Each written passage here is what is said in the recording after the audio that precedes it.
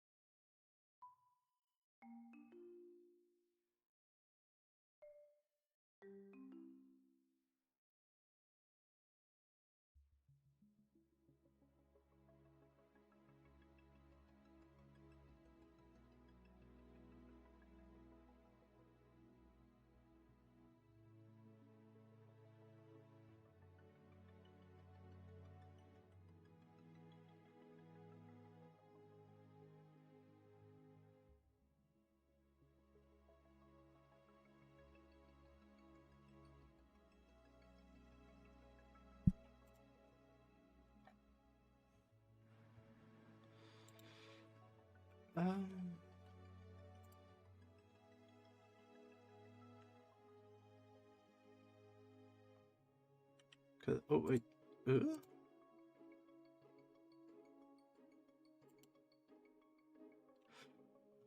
Wait. Yeah. Which would help? Per month. Wait, what's online? What's the difference between that and that?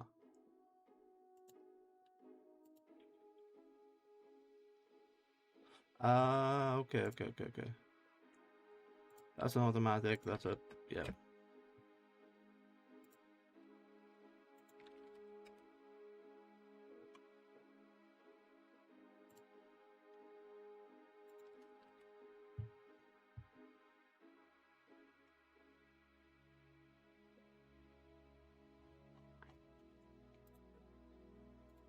How much time? I got 6 minutes. Jesus Christ, that's a lot of time. Let me. This is why I have a 10-minute timer. Yep. Okay, that's all good. All good. Good.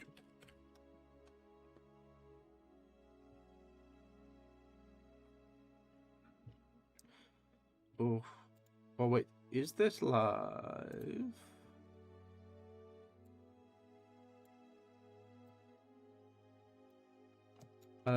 It's not in this software, is it? It's in this software.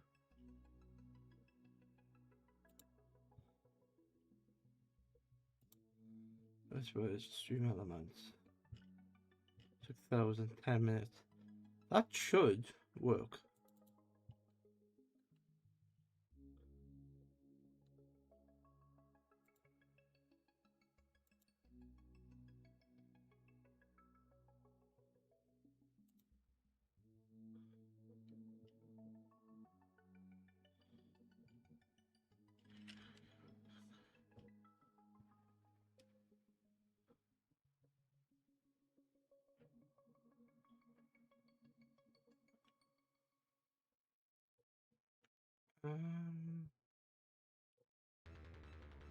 Yeah.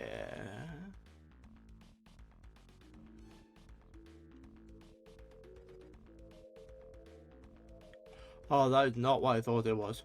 Alright. I may have to reset that. That's fine.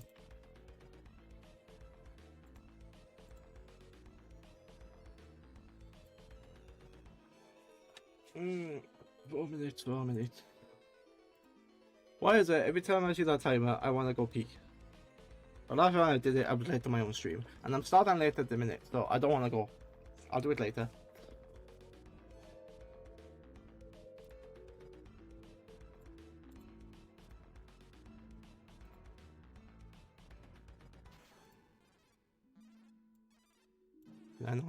Can I not configure?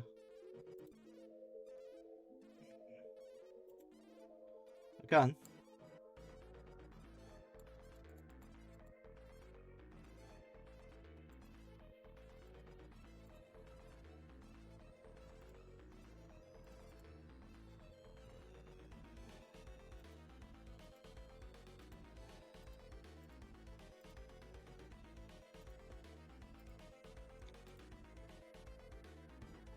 Yeah, it's fine. It's fine.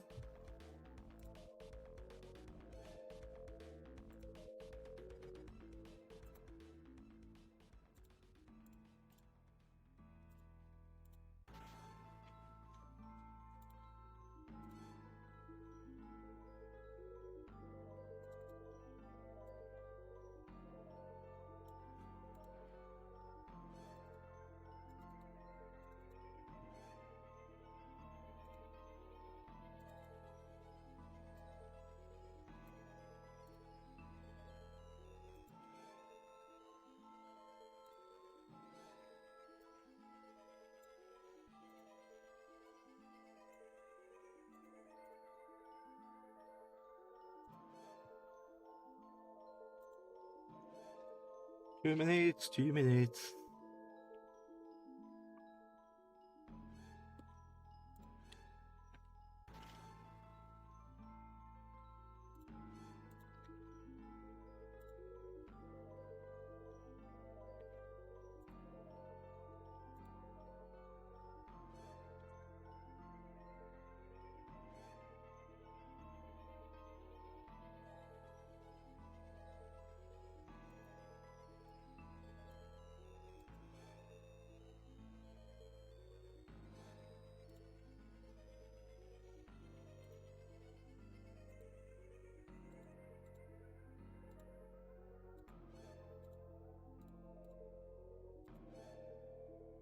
Oh, I didn't realize that. Okay, that's cool. Didn't realize that was there.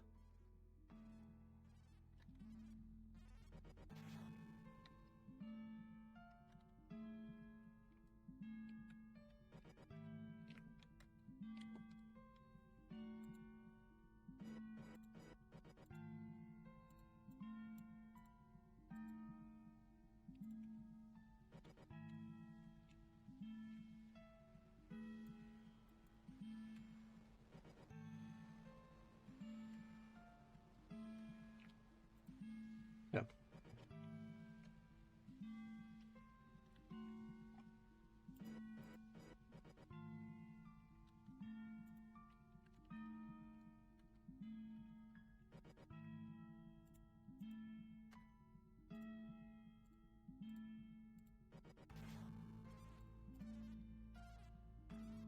Oh, we got 30 seconds, 30 seconds. Make sure you get your snacks and your drink and don't do what I do. Okay.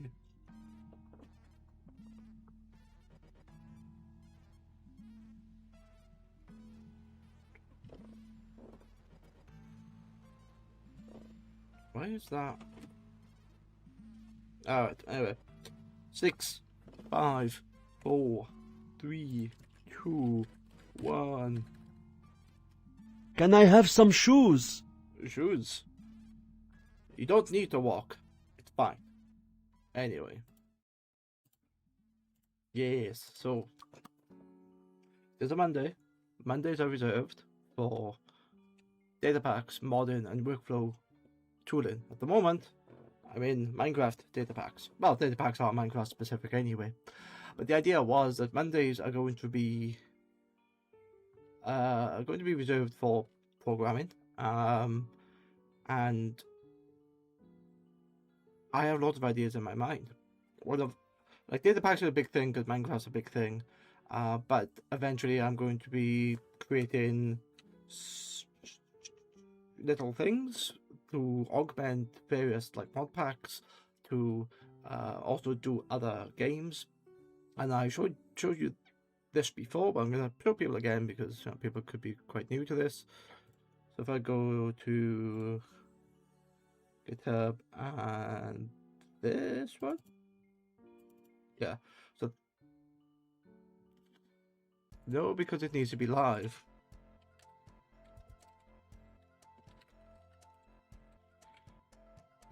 Let's go Factory 3.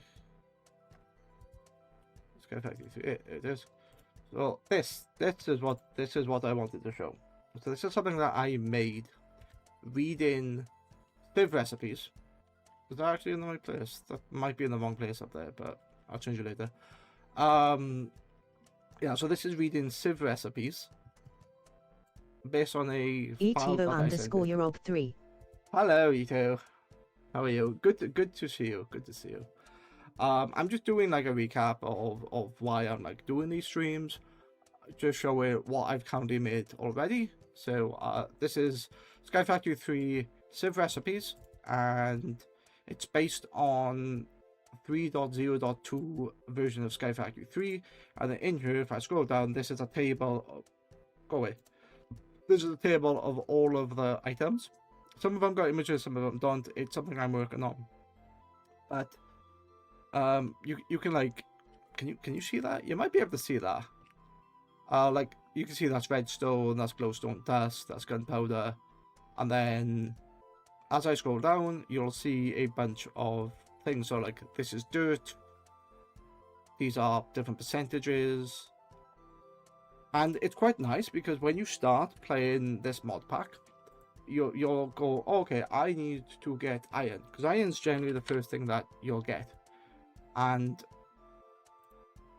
because it's an output from Civin, you can type in the word iron and you get something called the iron ore piece. And in games, you can combine the 4 iron ore pieces to get an iron ore chunk, and that iron ore chunk can be then processed into iron ingots, which is the usable item. But what this allows you to do is quickly see, okay, what is the best Civ to get me iron ore? And it turns out it doesn't matter because of sorry, ETO_Europe. Wow. Yeah, it's to try to do this in game. You can't do this in game. You use JEI. You select iron, and then it gives you like pages 1 of 16, or in this case 1 of 12 or 9, which is fine, and it works. But seeing it in this table, I think, is a lot better and it's a lot easier. And ETO_Europe. I can't understand what all of this is, but I think you're doing good there. Thank you, Ito. It's showing the information in game in a different format, but in a format that is easily digestible. So up the top here, I have a bunch of meshes, and these are the different tiers of meshes that you get when you play Sky Factory 3. If you haven't played Sky Factory 3, it's a very famous modded pack. So if I go into here, then does it have a gallery? It has no galleries. Okay, that's fine. Relation. It's in relations. X. What's it called?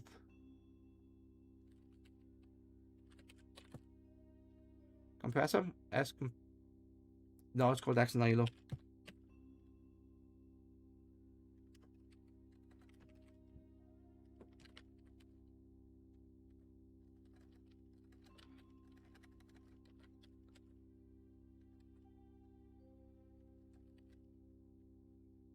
Why can't I see that?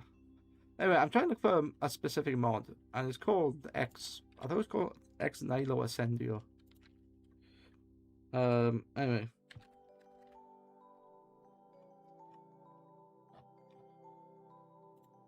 Let me see if I can. Let me see if I can find. If I can find the mod, then I'll be quite happy. Enter storage, containers, engineers workshop. Oh, there you go. There it is. Yeah, so this is the base mod that I was talking about. This is the Civin mod, and there's a lot of text here. Any pictures in you? Of course, no pictures. Okay. So what's the core concepts? Civ blocks in the Civ for resources, but the Civ now takes different meshes. Each mesh potentially gives different results. So this is what this is telling you, is that it may give different results depending on what you want. Whilst the Civ meshes can also be enchanted. Hammers now respect. Okay. The rest of the stuff I don't care about.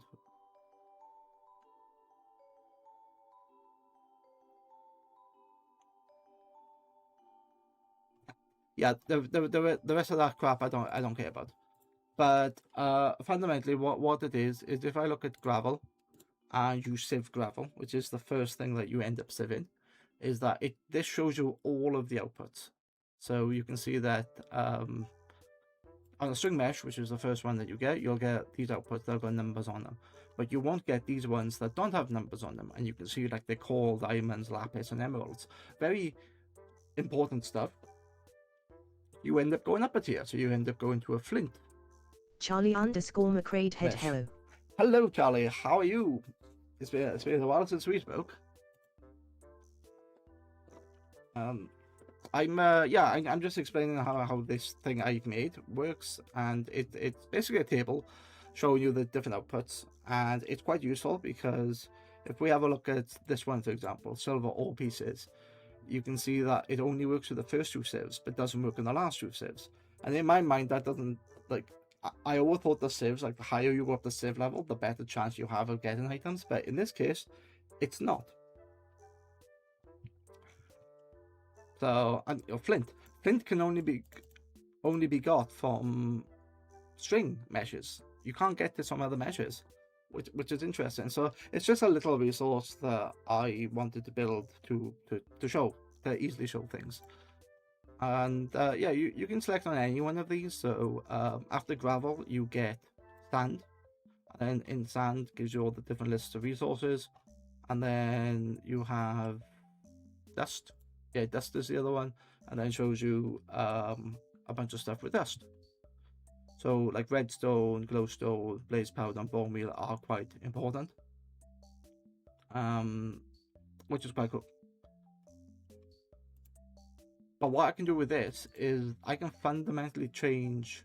No, sorry, not fundamentally change. I just change the source data, and all this will update because there are newer versions to this mod pack, to X9 Ascendo, called XDOM, which is basically the same thing, just for newer versions, that has the same sort of chat. So I do want to have like a drop down box here and go in data set. So let me show you Factorial Lab. So my idea is something like this, where this shows you Factorial as a game. Shows you Factorial as a game, and then update available. It's a website. What do you mean update available?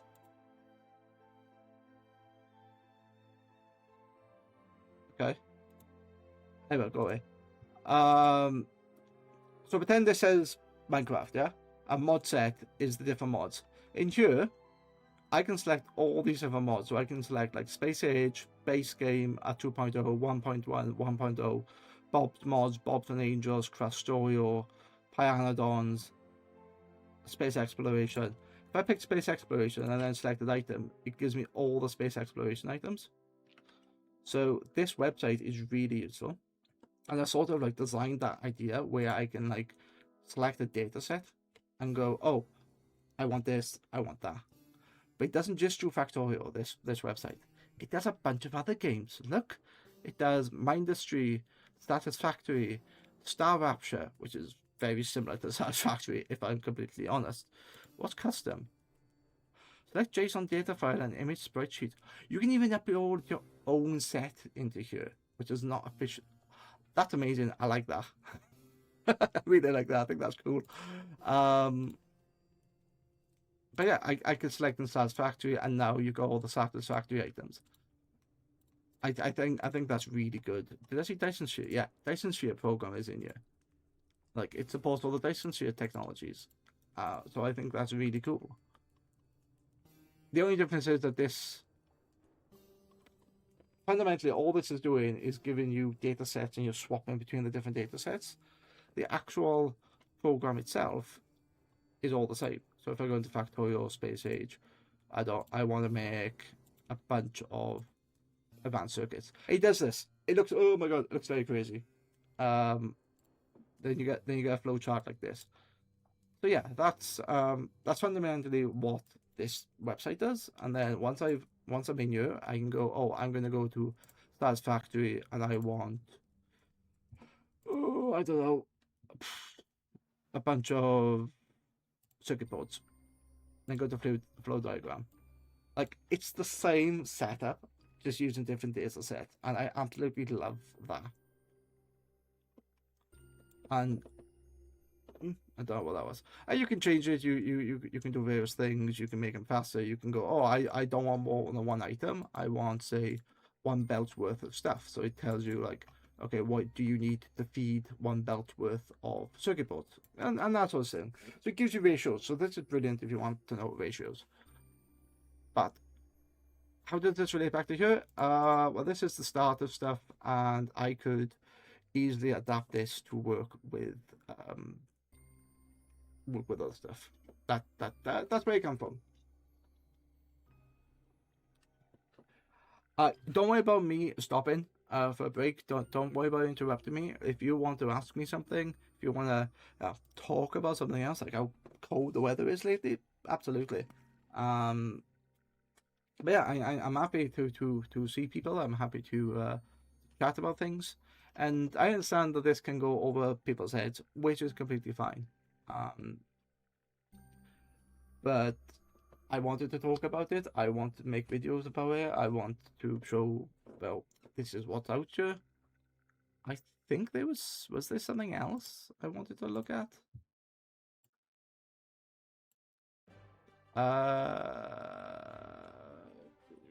Yeah, no, nothing else Charlie at the underscore moment. McCrade head yarn.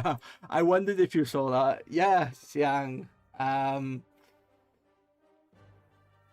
It's alright. All the photos I have are all on my website anyway. So,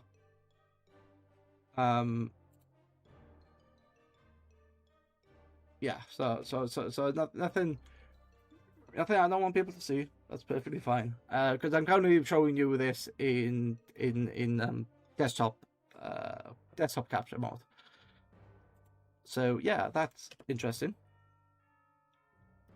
What's that? A play. Ah, yes. Okay, so once that's loading, let me tell you what I'm going to do today. So this was a brief intro of what I achieved, or what I have achieved in the past, and what I've achieved in the past, and like where I'm going with things. So this is part of something called workflow tooling, and this allows me to just bring information, and this is kind of where it starts. But yeah, there's all this is concentrating about Minecraft. And last Monday I made a data pack that talks about item quality, and in that I had a bunch of items, and those items had like different colors and names, and allowed me to do several things with them. I've improved that since. Over the last week, I've gone in and refined it, made it a bit better, worked out how to do certain things. So let's have a look. As you can see instantly, there's something a bit odd about here. These pickaxes, these have colors in the back of them. So uncommon netherite, it's a green item. rare is a blue, legendary is an orange, gold, orange, and then epic. By the way, epic netherite axe. So these are my 4 items that I have. Let's have a look. And I have done this to almost every item. Or rather, every item that would be useful. So armors and tools, I've done it to. I've also done it to... yeah, maces are included in this. Spears, tridents, bows and crossbows, elytras, fishing rods, and shears. So, yeah, that's quite fun, actually getting all this. And these actually have certain abilities on them as well. So if I go to legendary, so these are showing you all the legendary items that I've like configured. So let me find one which is useful.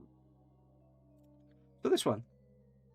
So it says on there, when in main hand, gain 20% speed and plus 3 luck. Well, that could just be a piece of text, but let's put that there. Anything else here?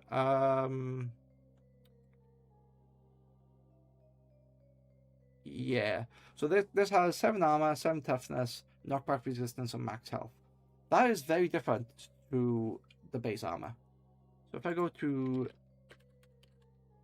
the right helmet. So these are the different helmets. Actually, let me give myself the base helmet. Just to show you what the difference is. So this is the base helmet. That gives me 3 armor, 3 toughness, and 1 knockback resistance. And what I wanted to do was each tier upgraded the item. So if we go to uncommon quality, pick that one up. If we go to rare, pick that one up. Epic. And then on this one. So when on head, gain 3 armor, 3 toughness, 1 knockback resistance. When you get the uncommon, it goes up 1. 4 armor, 4 toughness, and 10% knockback resistance, which is 1.1. And then when you do rare, it's 5, 5, and 2. When you do epic, 6, 6, and 1.3. But you gain an extra stat, which is max health. And then when you get legendary netherite, you get another upgrade in your armor, but you also get more max health. So, which is quite interesting. So if I go legendary, and I pick out all the legendary stuff. Check this out. Leggings. There's the leggings. Okay.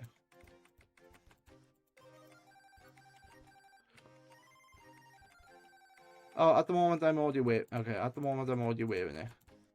Didn't realize. Let me give myself. Why can't I see this?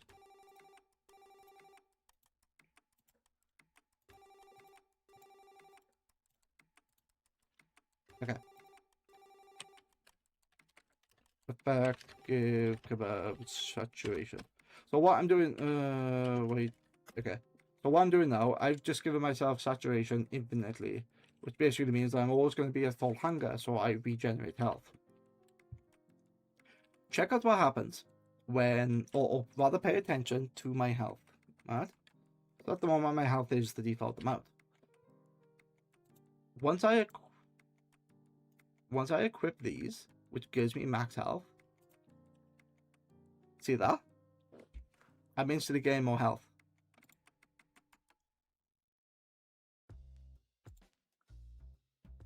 And I'm going to be attacked. So there was a slight bug with this, and I'll explain in a minute. But yeah, he's going to attack me, and like I'm not taking any damage. Oh well, I am. These are taking damage. But what I've also done, F3 and H, which I can only do with F3 and H, is I have upgraded the durability of these items. So as you go up tiers, not only do you get better stats, well, you do get better stats, but the durability increases as well. Let's do time day time set day. Right. So I want to run away from those. I can run away from those, but I'm a bit even with run, I'm a bit slow, yeah? That's an ad break. I shall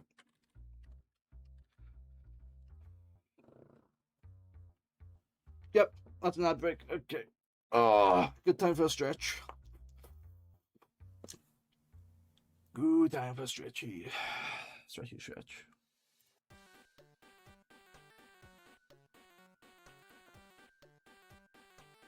Wait, what was that? Ah, okay. That's fine. That's fine. So nothing's happening during the break. I stopped for ads. It's good for me.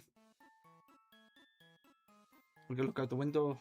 Nothing interesting. I just could look out the window. I could stretch, which I just did. I hydrated, which I just did. I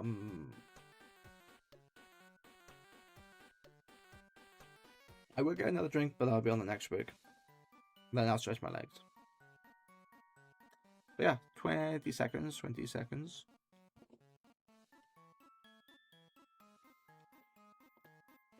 What I should also do, like when the ad break is on, this should disappear. And then I come back. I don't know. Anyway, yeah. I stop for ads. Not everybody gets service ads, and they don't get service for the full 90 seconds. But for me, you know, it's good, and I think certainly for someone like this, that could be quite technical. You don't want to miss that workflow because 90 seconds is a long time. And yeah, people haven't missed anything. I changed the time of day to well, today, and I was going to show you the effect of the legendary fishing rod. So at the moment, you can see me running, you know, I'm running standard Minecraft speed. I know when I equip the rod, I'm running a bit faster. You you can definitely see that's faster, yeah? My little legs are running a lot quicker. Okay, I have saturation, but that's fine, yeah? Let me go into survival. It works. It just works in survival. Okay. And now when I look at the rod, I've also updated the durability, so it has twice the amount of durability. And that's how I've configured the durability to be from wherever the base is. The legendary is basically twice as much. That's one thing that I did over the weekend. I finalized over the weekend. And what I like about the quality system is that, let me go back over here. What can I do? Oh, right. Yeah, I just realized I could do it from here because it's only a single barrier that allows me to get it. But yeah, what I like about the quality system is that all this stuff is done via a PowerShell script, which does calculations. So I feed it the base value, which in this case is the netherite helmet, and then I say armor, toughness, and knockback resistance is +1, or rather, armor and toughness is +1 from the base. And then if I show you, it'll just be easier. It is going to be in here.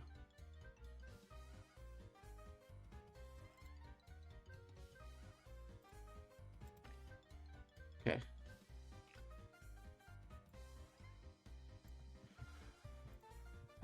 Can you see that? Yeah, sorry for the whiteness. Can I change that?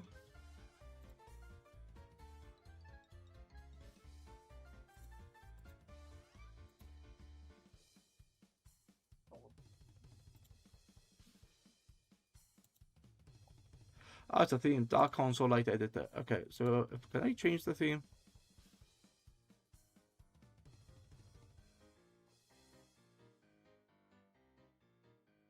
I feel like there's a theme switcher here that I'm not seeing. So this is the editor here.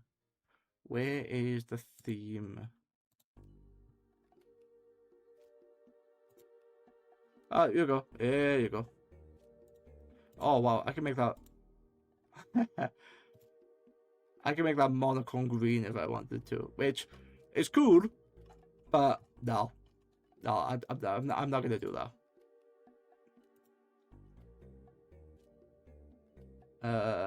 Let's do what's presentation? Oh, yeah, it's still white though. I don't like that. Font size of 20. Okay, let's do that one. Okay, I like that. And then all I've done is I've just zoomed in, so you should be able to see that. Okay. Yeah. What I've done here is this is a PowerShell script that allows me to add in quality to any item that I specify. And there's a bunch of configuration here. So namespace is the name of the data pack. Resource pack name is the name of the resource pack. And the reason why I'm using the resource pack is that all of these things, like with the colors behind, it's a resource pack doing it. These are not new items. These are the base items with custom properties, and having these like colors in them is a resource pack. Without the resource pack, none of these will show, and I can show you that now. So if I take that out, see, I just get this box of like texture not found, which is fine because it's referring to a texture that is not in the base game.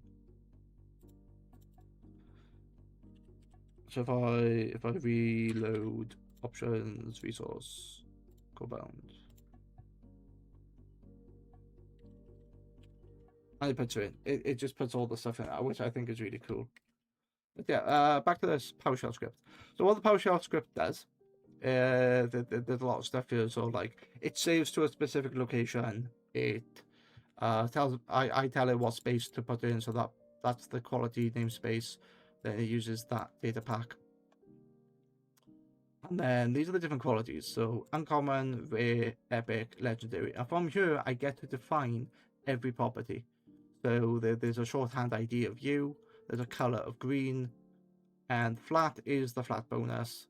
Percent is the percent bonus I want on top. And then these are the different bonuses that I apply to it. So health in uncommon is nothing. It's only when you get to epic you start to get extra health bonuses for armor. Durability multiplier, that applies to any of the durabilities. So I don't have to make this 1.25. I can make this 1.5. I could make this 10. You know, I can make this as big as I want. Let's scroll down. This is where I define all of the tools. So there's a shovel. I define the base modifiers first. So that's 5.5 on its damage, but the player has 1 damage. So the actual value becomes 6. The player has a base speed of 4, but the shovel reduces by 3 because apparently it's heavy. And that's the base durability. So I am defining all of these values in code, which is based off the normal. You know what? I could probably reference the Minecraft code with all these. Because I guess they define somewhere in Minecraft, so I don't have to like make them up. But I kind of like the fact that they are made up. But yeah, what else is in here? Axe, hoe, sword, spear, mace, trident. So those are the tools. And now these are the items. So the fishing rod. And then from here, I can also define certain things. So the legendary passive for the fishing rod gives me movement speed. And then the... Can I not show? I cannot show because it's white screen. And then I literally type in here, this is the law. And it works. It looks very complicated. And yeah, it is. Like there's a lot of stuff going on, but I think once, because all these are just declaring variables. This is what all this is doing at the moment. So I have bit for the elytra, then I have the armors. And in the armors, again, it's like the other one where I define the modifiers. These don't have any special bonuses to them, but if I wanted to add bonuses, I easily could. So let's grab this thing. Let's do passives. So under durability, I can make the helmet do. So this is not linked to Minecraft. This is what? This is just code. So this could theoretically work because I know that speed works. Maybe I'm being attacked again. Go away. Okay. But yeah, that could be instead of movement speed, that could be night vision, or it could be something else. So I could give it all sorts of stuff.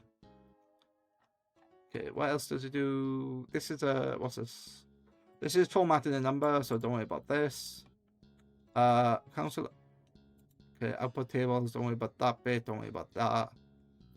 Generate armor. What this does, this takes the values that I've specified, so base armor and the flat, and the actual armor name and the quality, and then it just does the calculations for me.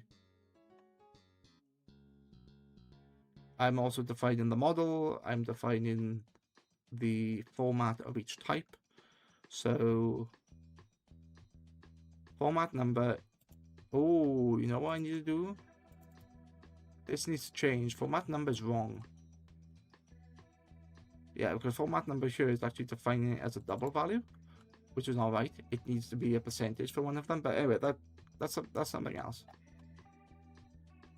Then I tell it that there's an output directory that it goes to, and it says in a specific location. However, this is where the sausage is made. I mean, where the magic happens. You know what I mean. This is basically the JSON code. This is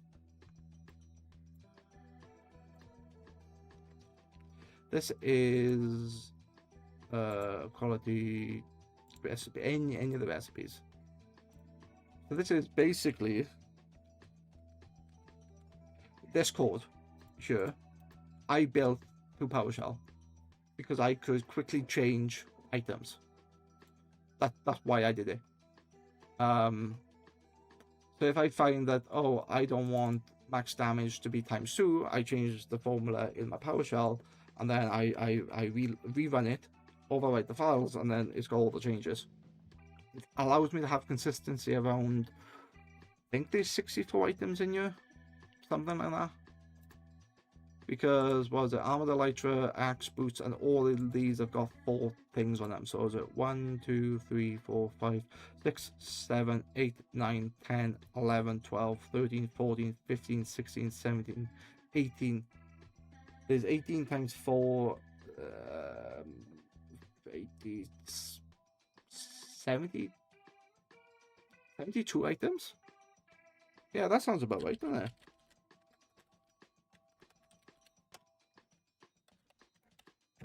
Yeah, so there's 72 items in here that I've generated from the script. Like hell, I was gonna make these manually. Nope, I was not gonna make these manually. And I would make a mistake, or I go, oh yeah, I'm gonna change this, and I have to go through 74 items again. So this is why I was talking about using tooling. So this is external tooling outside of the game, and I'm not a genius, okay? I understand the idea of it. I understand that I want to define something and then reference it later. AI has helped me with this. Not like the full code, because a lot of these I understood a lot of this, but like I understood the concept. I understood that I need to declare a variable and then reference it, but I didn't know the specific syntax within PowerShell how to do it. So it did help me. It did help me with that. So like armor output, and then you join that to something. So it makes strings and stuff like that. Like a lot of this stuff you don't really need to know for the Minecraft data pack, but for the programming stuff, it's really useful. What else is down here? Store display name, durability. Yeah, so it does that with a bunch of items basically. Sets the legendary passives. So certain items have certain attributes set. So for the For the base items, I don't need all of the attributes because there's none set. So this gets made. For the other one, I do need the attributes, so the other one gets set. And then down here, the tools have something else. Yeah, they have all the attributes set. So yeah, it's nice. I like it. And what's really good with this is if I run this now, it's not going to change my current code because I've separated them. But when I run this, yeah, that's fine. So oh, but what's happened here? This is showing me all of the outputs of all of the items, and at a glance, you can see what the netherite items have, what quality they live on, and then what values they are. So I could export I could export this as a table, or stick it in Excel, do a bit more formatting to it, and then as part of my quality data pack that I put on ChrisForge, I can put this as part of the images, so you can quickly see all the values. So you don't have to go in game to find this. And it allows me to quickly see stuff as well. So that's all the armors. Then the armors have special abilities at the minute. The items do though. And this is where you can quickly see that a legendary fishing rod has 20% speed and has 3 luck. Spears has 10% speed. These are not the final values. I want all legendary items to have some sort of passive or some sort of effect. So yeah, that's something I can definitely work on. And then these are all the other tools. So the tools have damage speed and then a bunch of durability. So I really like that. I really like using external tooling, especially for consistency, especially for a lot of items. What's going on here? Okay, let's close that down. Let's load you back up. Okay. So as you can see that there's an error here. Expected entry of item model. So the reason why this is not showing is because I don't have the thingy. It's not showing. It's because it's not loaded. But once I load the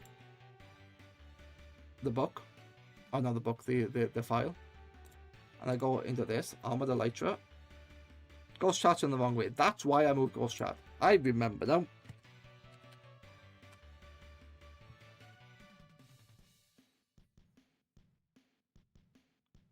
I moved Ghost Chat out of the way. I moved it down here, didn't I?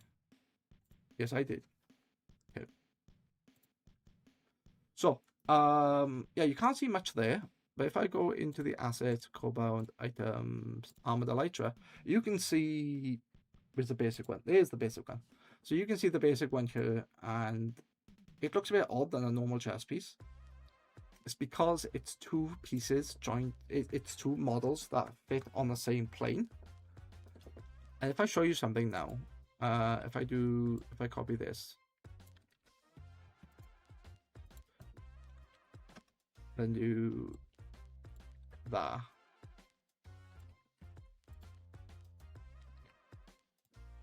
Yeah.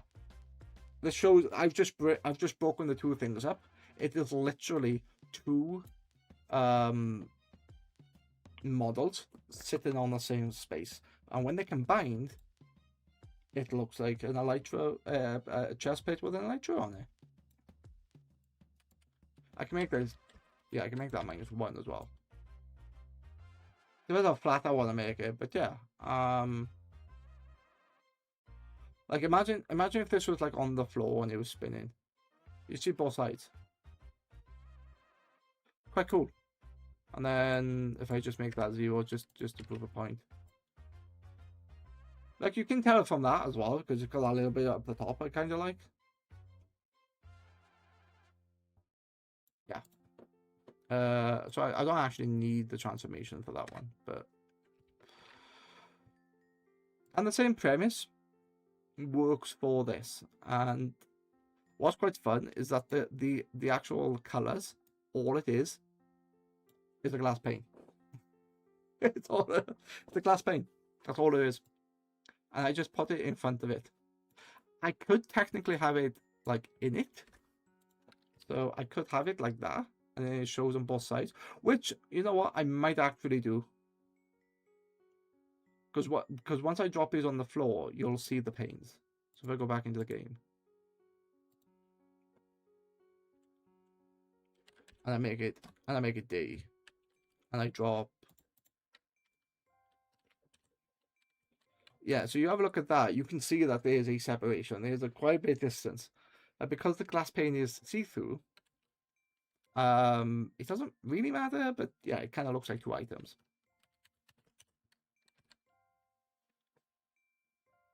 I might actually change. I probably will change that, to be honest.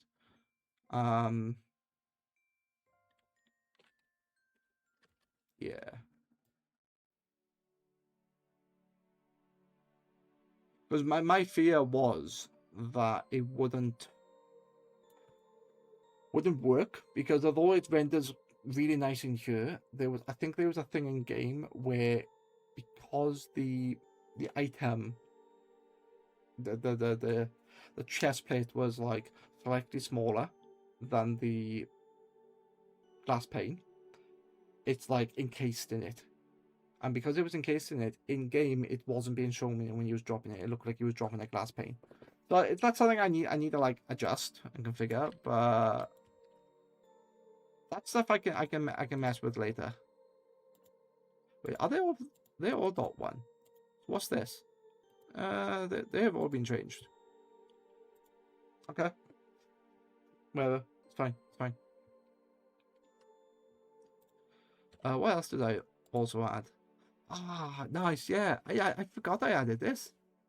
So this is the advancement, which is crap. It's vanilla. I don't like it, but this shows me that this is the code-bound data pack.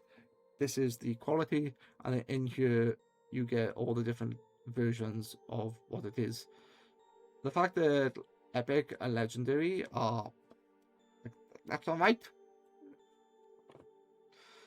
And they should be, they should be uncommon first, and then rare, and then this, and there's different ways I need to do stuff for this, but it just shows you at a glance this is in the game. Alright, that's enough about quality, because I could talk for a long time in regards to this. Yeah, I could talk a long time about that, but that's what I ended up doing over the weekend, and when I finished the stream last Monday, I was pretty much at this point. There was like something I was doing that wasn't working out, and I knew I wanted the glass pane, and I knew I wanted some sort of like frame. But what's quite cool here is I was having this, like, say, netherite pickaxe, and when you hold it, it'll just look like a netherite pickaxe, netherite chest plate. And when I was holding it, you could see like the glass pane, which was okay. It was fine. That was more for a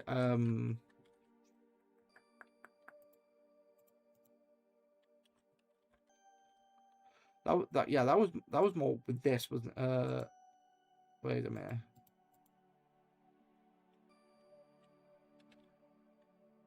Why?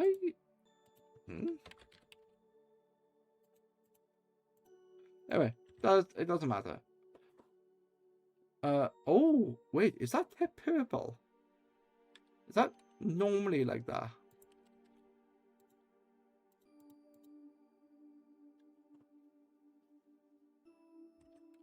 It might be because that's not normal.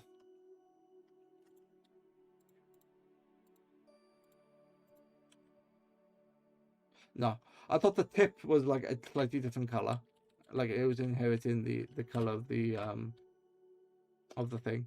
It's not. Anyway, when I was doing this last week, the glass pane was fine.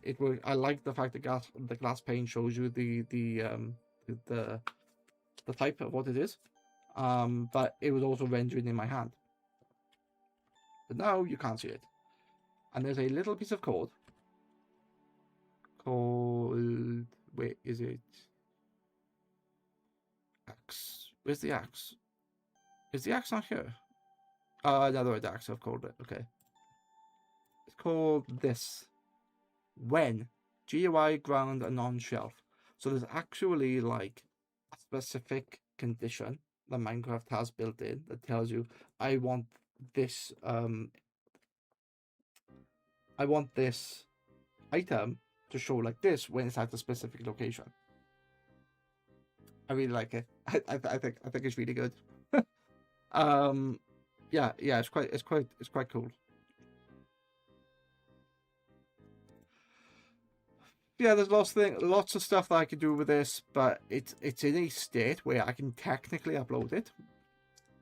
You can't get any of these items because they're just craftable via the barrier block. But my plan is to make the uncommons and the rares loot as part of the standard loot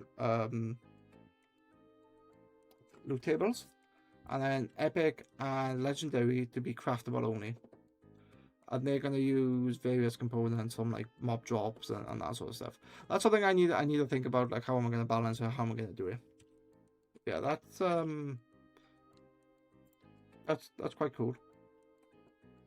The next thing I want to show you is once I have all these things, it's like, oh, 5 max health, max health, max health, max health. It's like, okay, that's 20 health. That's quite easy to work out. But 7 armor, 10 armor, 7 and 7. It's like, yes, you can see this within Minecraft, within the within the stuff that it offers. But I added this trigger show stats, and it works for me. Oh, fantastic!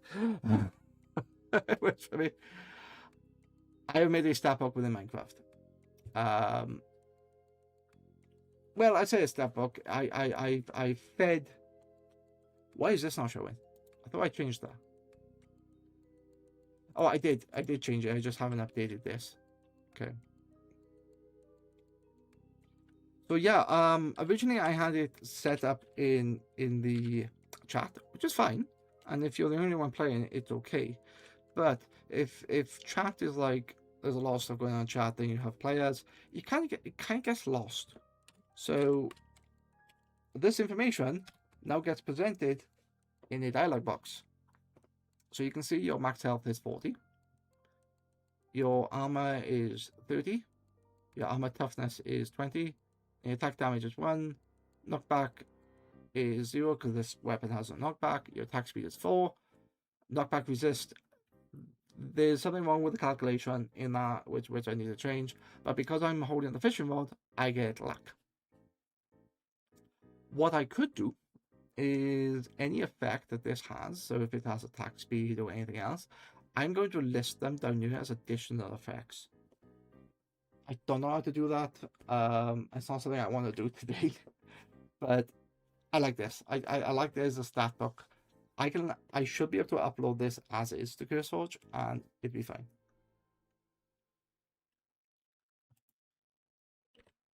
And just to prove that it works, use a legendary pickaxe. Let's do the show stats, and you can see that this now has 19 attack damage and 7 attack speed. Is that correct? It is, because it's using the decimal places. It's using 19, but it's technically 19.6. So yeah, it needs a bit of work. It does need a bit of work.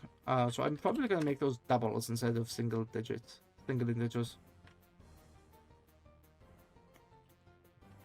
But how do I update it? That's quite easy. Hang on. If that's the elytra. Yeah. And then I do... Why do I have this and that together? That's a question.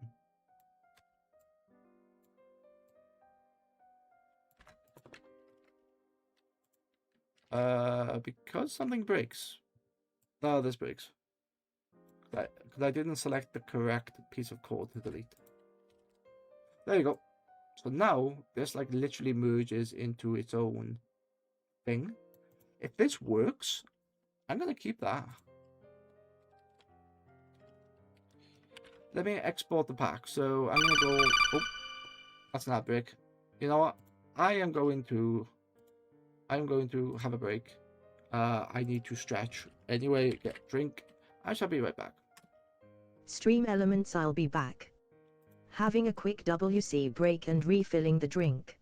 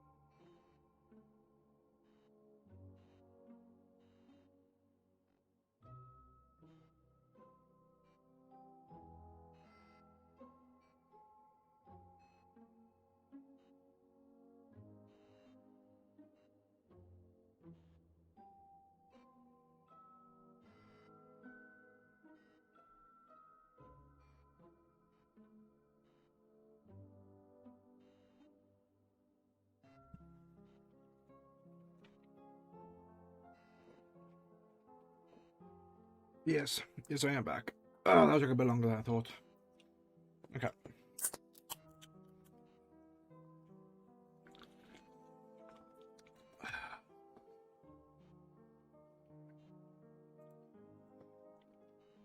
Cool.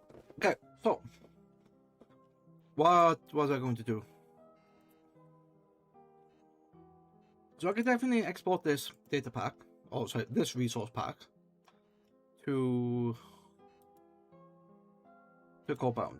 Yeah, to that. But why would I want to do that? That's the wrong. That's not even the correct thing I want to export anyway. It's not. It's not this I want to export. It is the statbook. Is this in the right location? Yes.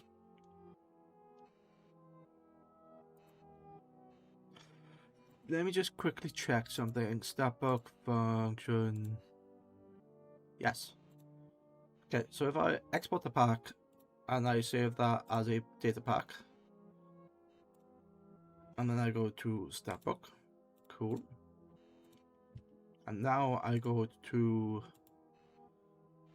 this file, which I'm saving all my like exports to.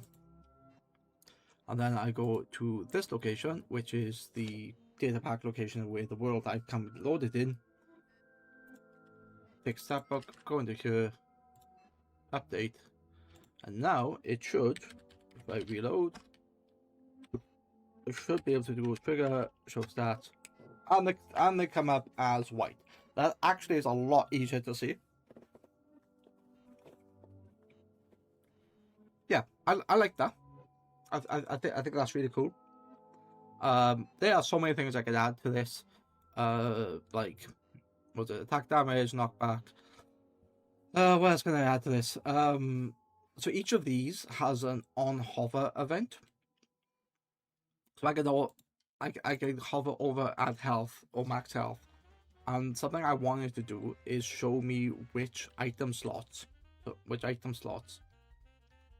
actually are giving me health. That's what I want, yeah. And because these all have custom quality filter or custom quality colors, it's quite easy to see. I don't need the names. I'll just go show stats, attack damage, and then that shows the currently selected item. Actually, no, it shouldn't, because that should. This is where it gets complicated, because attack damage should be. Attack damage is anything that the attributes have attack in. So it's quite easy. Like, this has attack damage. So these are quite easy. Whereas Legendary Fishing Rod doesn't have attack damage. So that shouldn't appear. And it is technically correct. When I hold that, it shows me attack damage of 1. So that is technically 1 of the player. But then if I hold something else, what is the something else? I don't know. A bloody...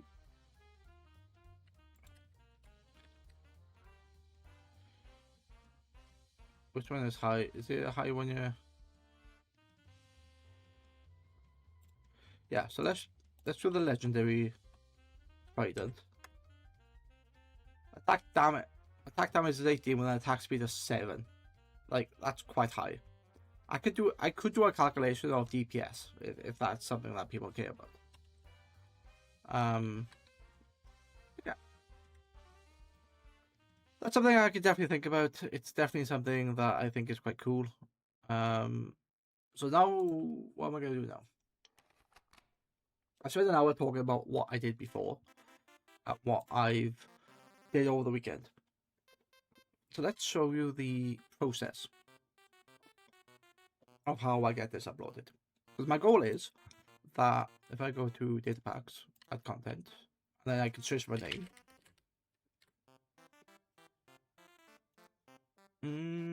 Because that one's the only one that's been updated for 60. Okay, that's fine.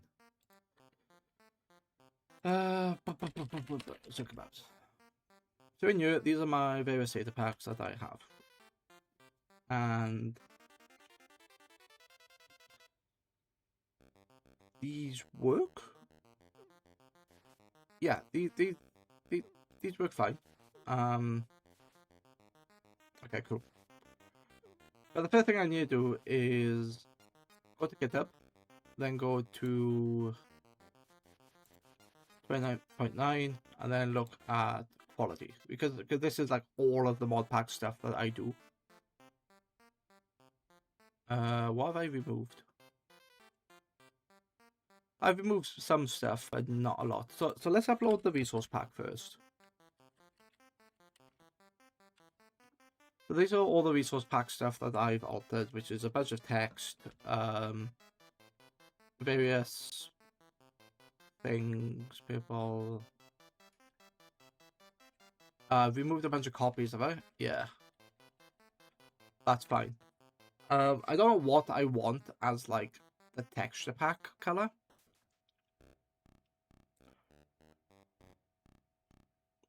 Let's take a look at the vanilla stuff.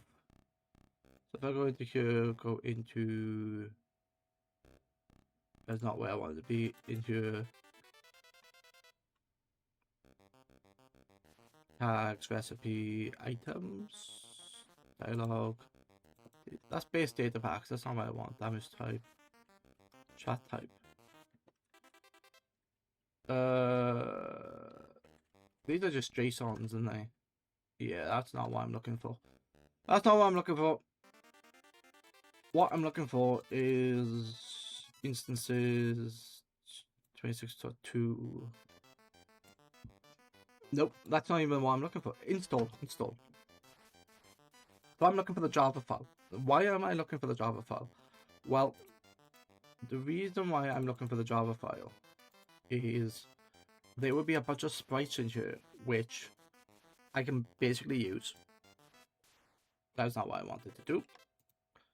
I wanted to open it, not create. God damn it. Open archive. This is what I wanted. So in your assets, Minecraft. And then there'll be a bunch of stuff in here, like, I don't know, not block states. Because I need JPEGs anyway. So, items. The textures, it's a texture. Yeah, it's a texture. And then, so, like, these are all the different textures. Color map, effect, entity.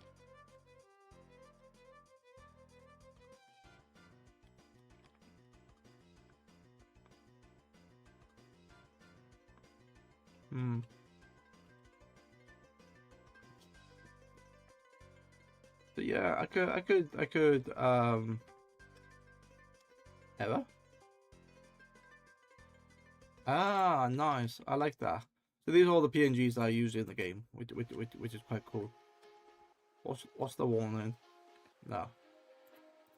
None of these I want. Widget. Oh Jesus.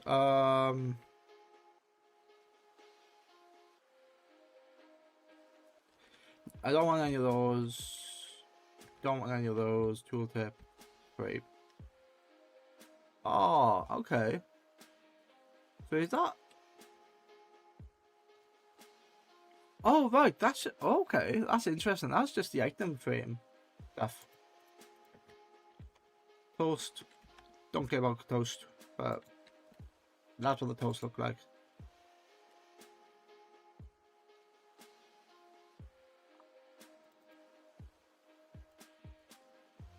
I can't use any of those. Statistics, block mind, header. Nope. Spectator, close, no. What I'm looking for is something that like is a texture pattern. Server list, I don't want that. Recipe book. Slot uncraftable. No, that's not what I want. Realm status expired. What does that look like? No, expired suit. No. It's, when you look at like this and how things are made, it's quite interest in the amount of stuff that is here. Make operator. Oh, that's not what I wanted. Pause menu, social interaction, bug, no. Notification icon.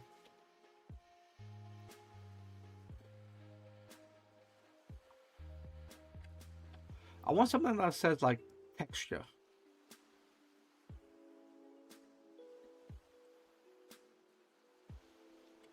Game mode switcher, that's not what I want. Friends. No, dialogue. One highlighted button. Oh, okay, that shows the. Yeah, I don't want that. Slot one, black, don't get the. Yeah, these are just like the. Yeah. Those are the defaults, which I don't want. I don't know where that is. Presets. Oh, that's cool. And this is interesting because there's a like I'm looking for something very specific, but I don't know where it is. So let's use my favorite tool. Yes, I know AI, but okay, maybe not. Let's look at something else. Let's go Google, and let's go Minecraft 26.2 unknown texture location.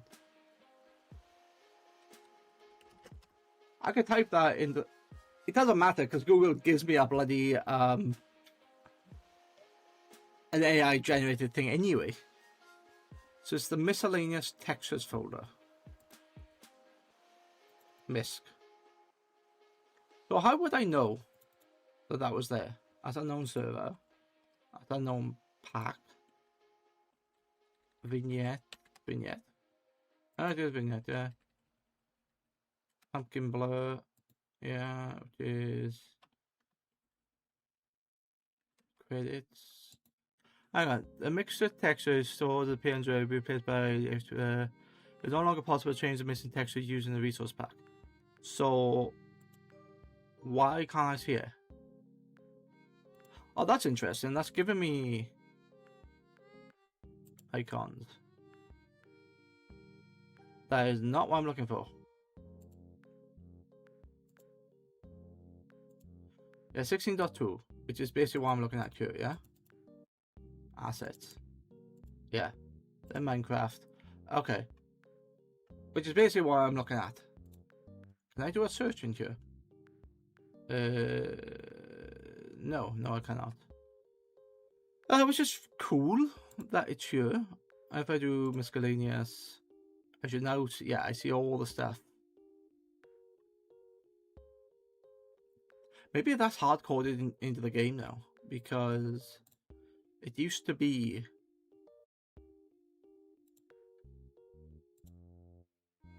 Yeah, I'm looking for a specific thing. If I can't find it, then I can't find it.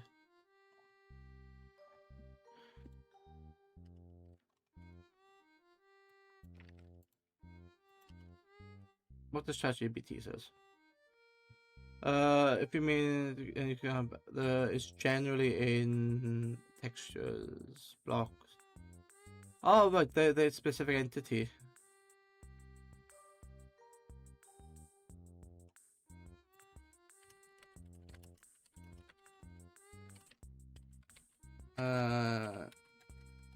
Unknown.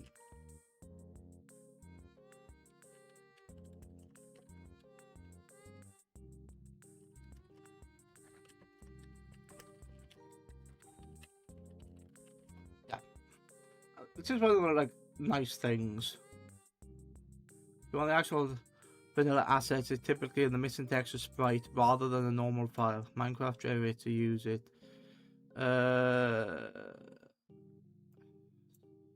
What did you say? Minecraft sprite. Where's sprites?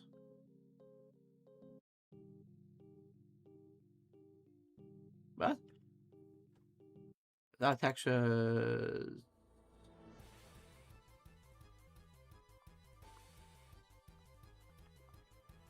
Is it not in this website? Minecraft textures.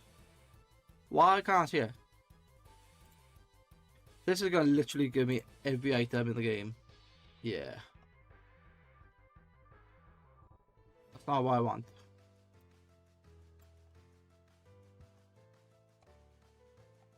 Yeah. It's annoying that I'm trying to find one item in the game. Or one texture specifically. If you want the actual vanilla asset, it's typically the missing texture sprite rather than the normal file. I might not be able to find it. Okay, I'm sure I saw sprites here.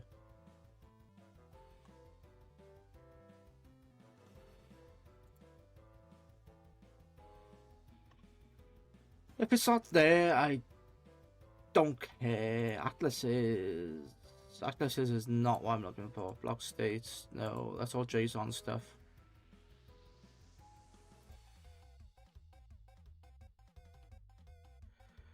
Block, right? It's not in there. Just for shits and giggles. So it'll be unknown. Is it called unknown? Oh, I could use the vault. Yeah, I could use the vault top. I wish I could search this for like, what's it called?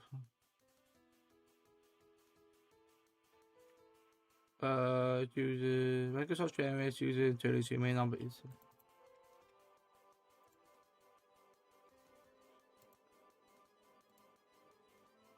Yeah, let's just extract that here. Not there. Let's extract that up here.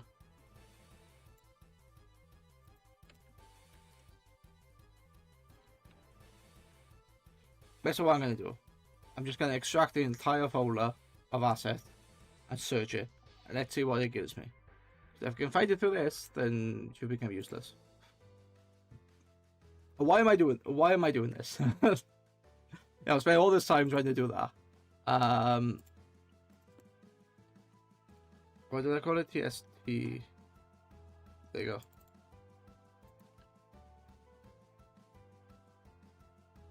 Unknown packers in there.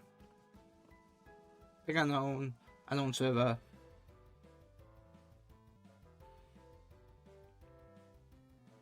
That's interesting. The file doesn't exist, so it's generated in runtime. Annoying. Let me show you why I was trying to do this. So if I go to open recent Carbon RP 400. So this is the file that I have, and if I take a look at my CurseForge, this is these are the icons I have. There's some sort of design logic behind them. They all look similar. They all got the same sort of text, and quickly you can see that this is like a magnet, so it's an echo shot system. I could use a command block. I didn't have to use a command block minecart. I thought it was cool, but I didn't have to use it that way. But yeah, there's other things I could do. So for this, for the resource pack, I'm probably going to use unknown pack. Yeah, I think I'll use unknown pack, to be honest, because you sort of like recognize it as part of the resource pack. So yeah, you know what though? Let's change it slightly. Can I do? Why am I doing that like a pleb? The color is. That's what I wanted, the variation system. So, like I can make this. What can I make this? I can make this green. I can make this more green. So like, it's kind of obvious. It's not just the grey thing. It's that. So now, I save this. Save. Yep. And then go to. Need to save the PNG. Fine. And now I need to make that smaller, and all my smaller files are set to 92. Because there's two areas where they get saved. One is the actual metadata file, and the other one is the CurseForge. CurseForge takes the higher version of it.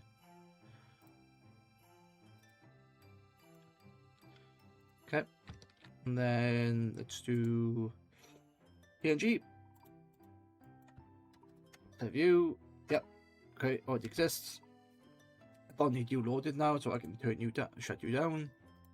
I don't need you anymore. Then I go into this thing, and I go into datapacks.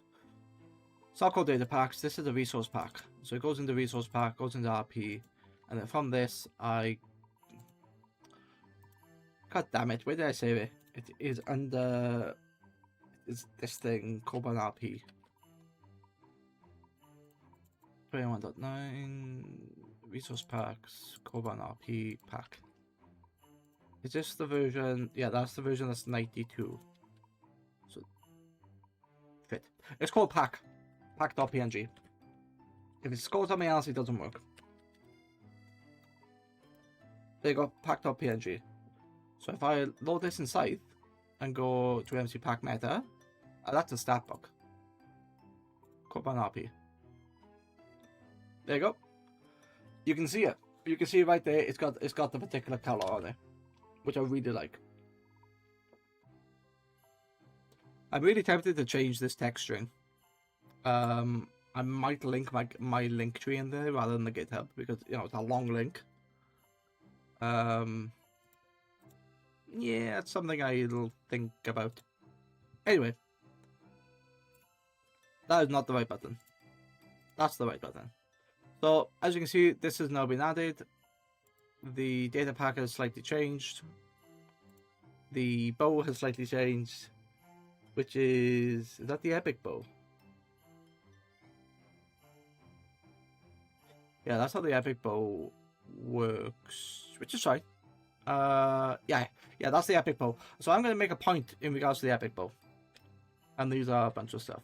So, yeah, let's do resource... Rescouse now. Resource pack update. And then put a bit of description, added pack.png and added pack.mc meta. And then there's a bunch of other stuff, deleted copies.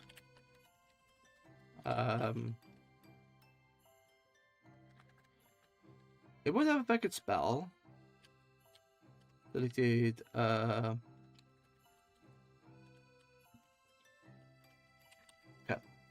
So now what I was going to do. Why is it trying to commit 23?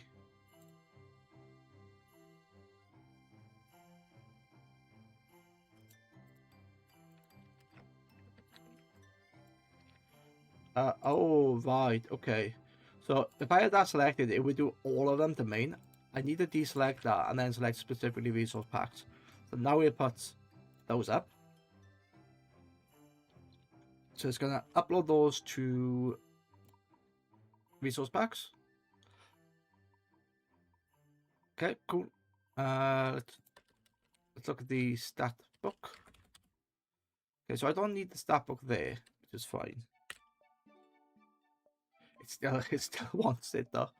Alright, so that is the stat book. These are advancement? I've just deleted them.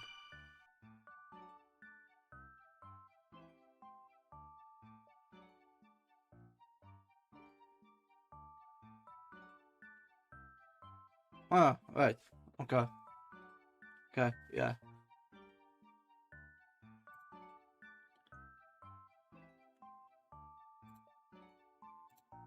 Test functions, there's nothing there. Delete you.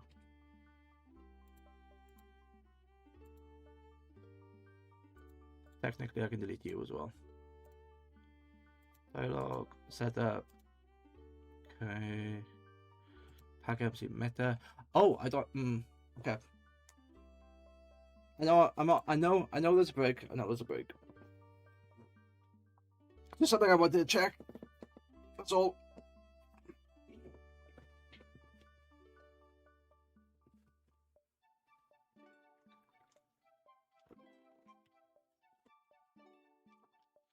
So about 30 seconds to the till it's over, till the ad's over.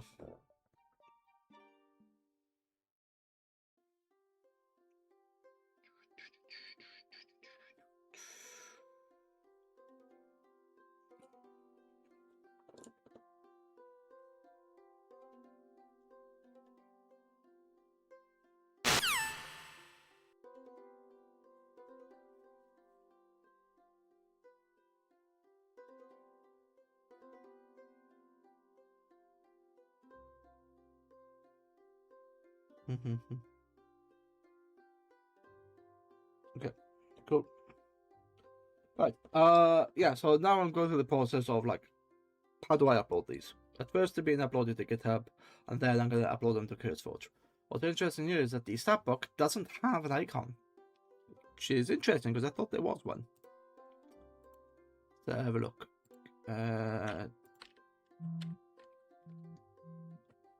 Why are you? I've just taken you off the internet. Why is my phone now trying to link everything in? And just got confused.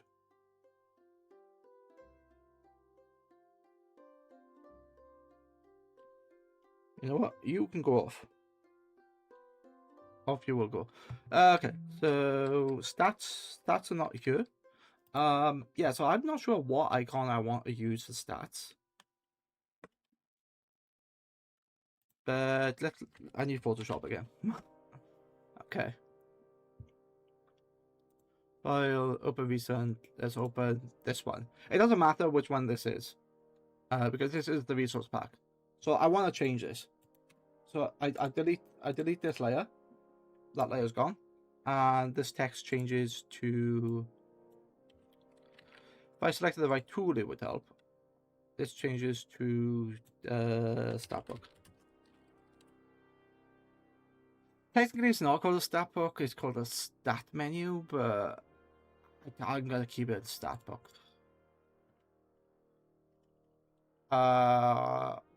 What inbuilt icon do I want the statbook? The recipe book? Possibly? There's no icons in there. That's all friends. I could use accessibility settings. Like, yeah, it shows accessibility within as the Minecraft thing, but I think that icon would be really nice. I like the fact that these all have like different creating world. Yeah, those are fine. Those are fine. Okay. Yeah, I'm going to pick the accessibility. So, where are you in the list of things? Good job. I checked this out. TST test. It's a .png, isn't it?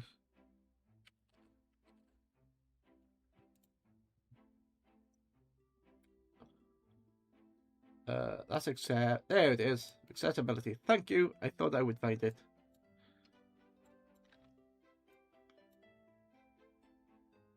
He's a tiny boy. Oh my god, he's fucking tiny. He's tiny. Because he's not. That is okay.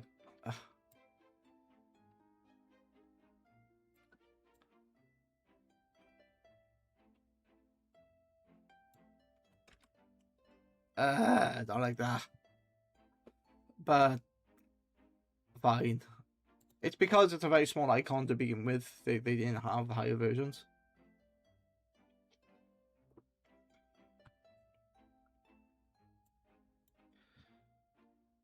I don't have to have one. I could have other things there. So I don't know. what else could I put in there?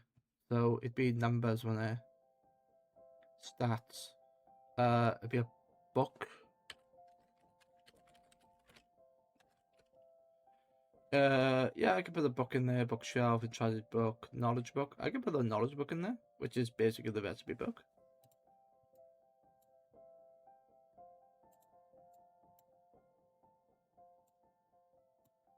Why are you not going in there?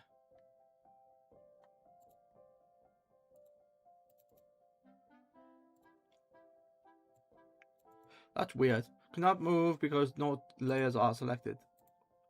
The fuck are you talking about?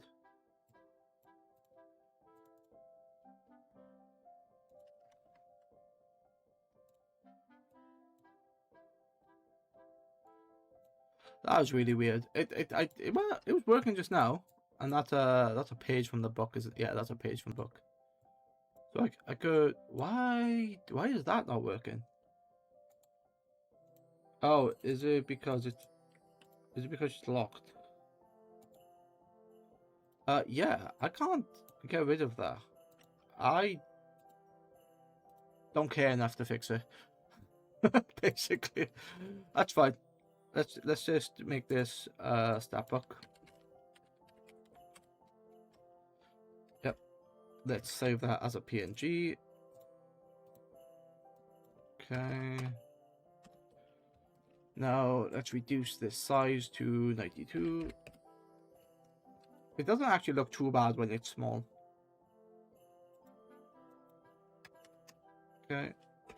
And then go to PNG, statbook copy. Nice. Okay. So those are done. Both the statbook and the recipe resource pack both have PNGs. So now I can go. I messed it up. It needs to be here. It needs to be there.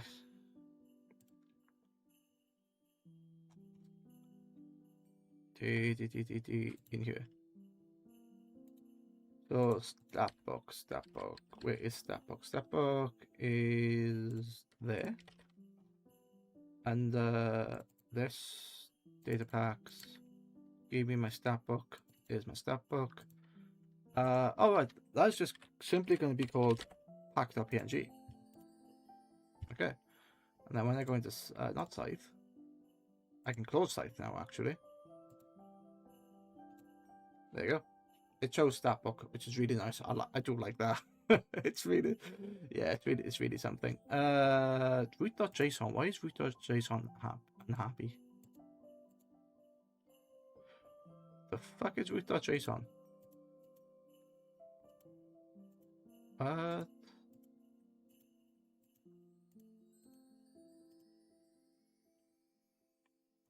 Where? Unsafe changes in root.json.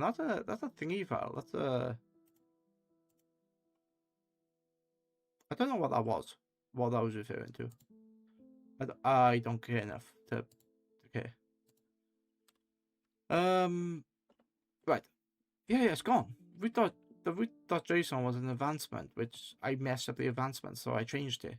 I just took them out. So, right, okay. Anyway, let's put all the statbooks in.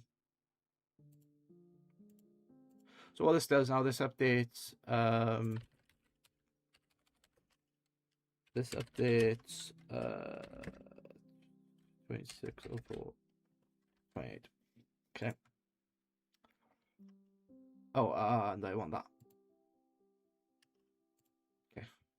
So this removes two files that I don't need. This updates the pack meta. It adds the image. What does it do? Yeah, there's an update for the calculation. Yeah, cool. Setup, health dummy, and then dialogue. That's new. Okay, cool. Nice. What 4 files do I have left? Quality pack? How is that different? That shouldn't be different. And there's a bunch of zip files in here which I don't need, so they will not be uploaded. Push origin. Okay. So that's the good bit then. And the fact that these have already been exported to certain files. Oh, no. These I can delete. I can delete these. So...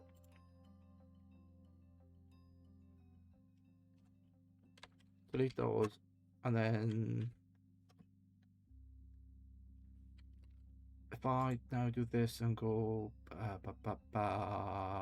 compress to... yeah, zip file. And then I go to... core bound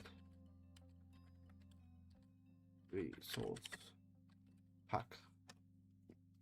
So I call that core bound resource pack. And hopefully within here it's just the assets. I think that's how they work. Let me find an existing resource pack, which is going to be here. Resource pack. Play. I'm dealing with stuff I understand it, but like I understand this bit, I understand the middle, I understand the end, but everything in between is like, I guess it's down this route. So resource packs is, yeah, that's correct. It's just assets. Alright. Let's look at CurseForge, which I already have CurseForge here. Nice, it's already uploaded. It's already signed in, sorry. So, now, this is the process I take to upload. So this is my profile. This is all the things I've got. This I can manage stuff here. So if I go to manage projects, do I want manage projects yet? There is something I need to do. I need to add in. Yeah, I need to add in a README. So I can't even do that yet. Where's Scythe? Something I want to do in Scythe first. So it's loaded the resource pack. And Scythe has a very nice feature in which I can go items, armored elytra. I should be able to know. Oh, I thought I could export those.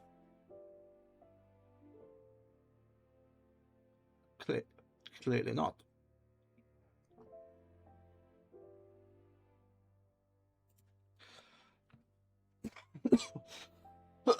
Where does that live? I don't know.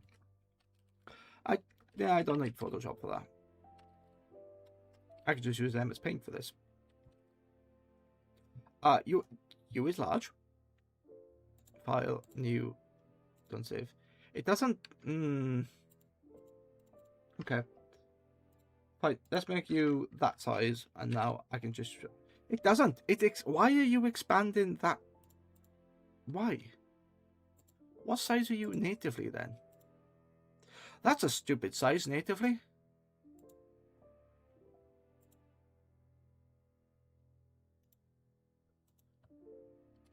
One, two, four. Fine. And now I can do that. So now that just plonks in there. So it's just gonna be a pain in the ass, but this is technically what you're supposed to do. So if I'm going to resource packs, go into carbon, and then I'm gonna type in media, and I do. What's the name of the file? What's the name of the file? The name of the file is this. Oh, I don't want that to be a paint file. I want that to be a PNG. Okay. And now I should be able to just do this now. Legendary. Copy you. Oh, wait a minute. Is it going to be... Control M. Yeah, I think this might work on... This might work on layers rather than, like... wherever. I don't care. I'm not going to do all of them. I'm just going to do one. Because it kind of shows you what it's doing anyway, so...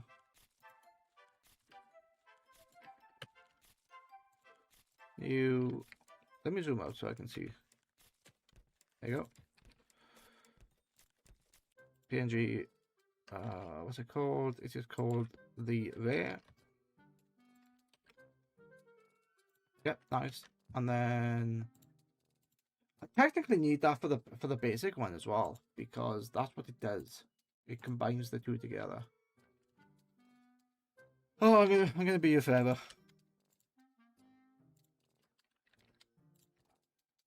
What?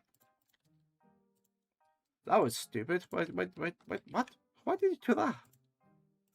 I don't know. That's gonna be uncommon. Nice. And then for shits and giggles, let's grab the basic one.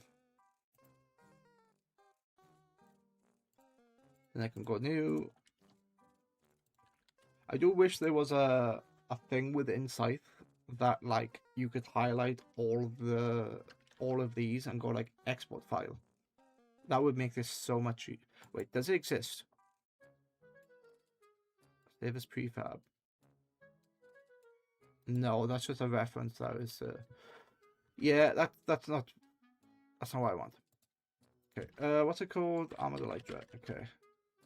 File, save as PNG picture. I like that. I really like that. Okay. Okay. Right. So now I have those in media, and these show up here. So that's the basic. These are all the Elytras. Okay. So if I delete this and remake it, so it becomes compressed to zip, and then I do core bound resource pack. Okay.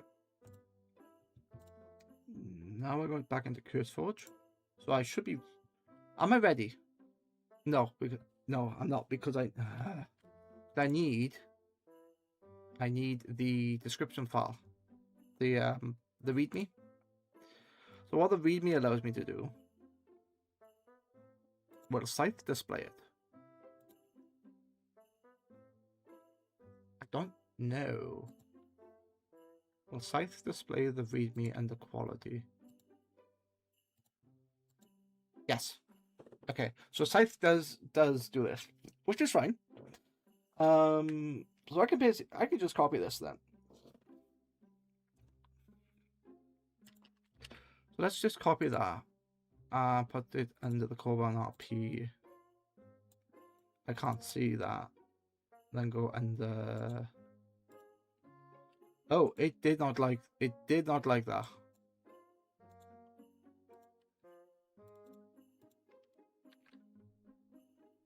Yeah, it doesn't like that. Okay. Right, let's go to quality and let's just copy that out.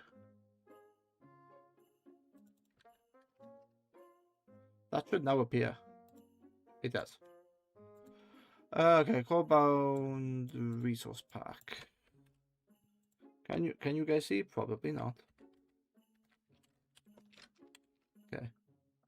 Cobalt resource pack. No mods. Okay. This resource pack. So what am I calling it? This resource pack relies on only vanilla Minecraft assets.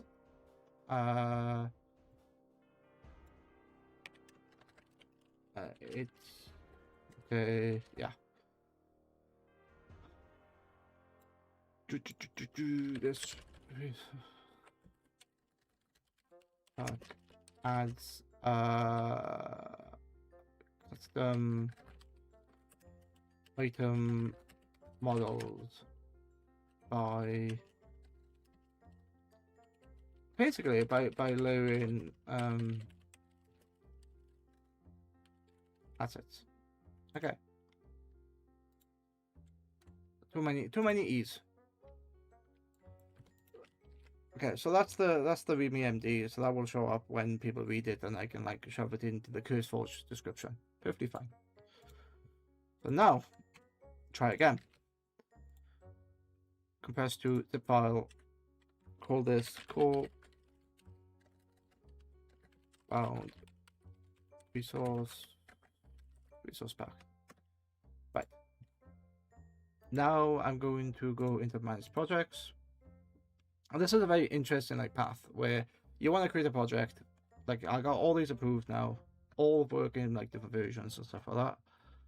So I go create a project, got select the game, so it's detected that Minecraft was the last game, but you can do like loads of stuff for CurseForge. So like Hightail mods, Stardew Valley, Power World, Bedrock mods. Okay. Something called Wildstar. World of Tanks has a mod. Elder Scrolls Online. Wait, hang on. CurseForge supports Elder Scrolls Online. That's interesting because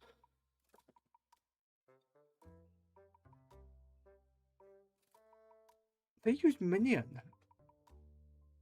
Yeah. Hang on, I'm being distracted. Let's have a look. CurseForge. Yeah, manually add a game. It's going to be in Steam, isn't it? Steam Library, Steam Apps, Common. Is it the Elder Scrolls Online? Or is it just Elder Scrolls Online?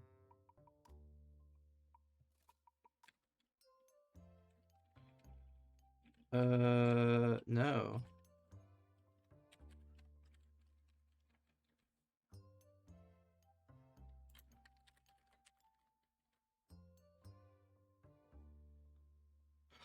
Why can't I see that?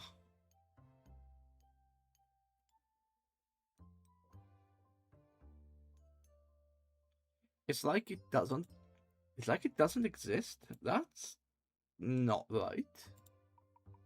Can't compete for games. Scan the C drive. Or S drive even. So that's gonna be busy doing all of that. Wait, why? Ah, that's a bit silly. I can't like go further down. Whatever. Okay. Yeah, it's interesting that Elder Scrolls Online, there's mods you can make in CurseForge, but yet nobody seems to want to use CurseForge, which is stupid because every problem I had with Minion, CurseForge fixes. Why are they not using it?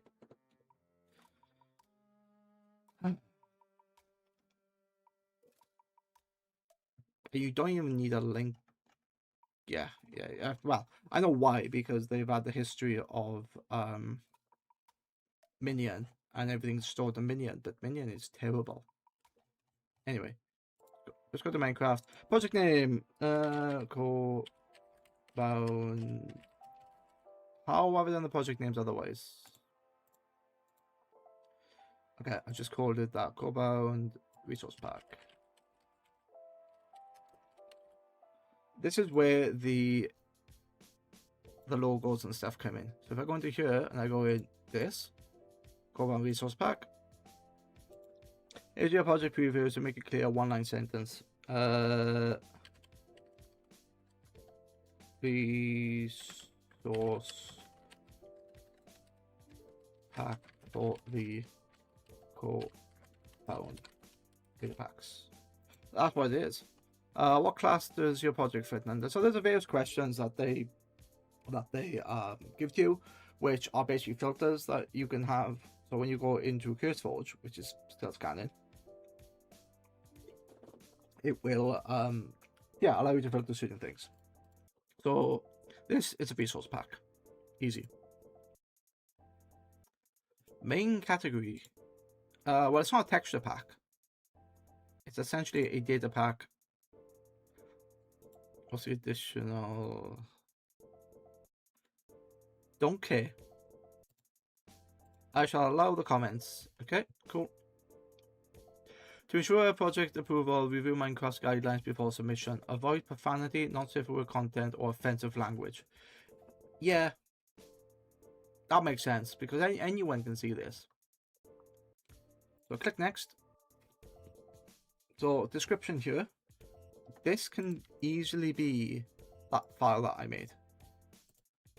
So if I go readme. I don't need that. Wait, is that that's trying to load or something, isn't it? There you go. tell it to load with VS Code. So, what is the description? Resource packs projects require at least in one in-game screenshot to highlight their function. Yes, I can add in the resource pack stuff in a minute. So that's the description. Okay. Next. All rights reserved. So that's going to be changed to GMP3, I believe it is. And then allow distribution third party. Create. So from here, I now can upload files and media. So add my first file. So I click this, choose the zip file, which is going to be this one, resource packs, RP, mobile resource packs. That's the display name, so when you download it, this will be the file name. Publish automatically. Which version of Minecraft does it support? At the moment, I built it in 26.2. I don't know if this is backward compatible. But my plan is to support everything from 21.1. Why is this sure? Yeah. Could I support the earlier versions? Wait. Probably not. Anyway, yeah, 26.2. So that's the version it was built in. And as I double check the version compatibility, I'll just update that so it supports more versions with the same file. And I don't have to then upload multiple files for different versions. It just automatically is compatible. Okay. Initial, how do I spell? Initial upload.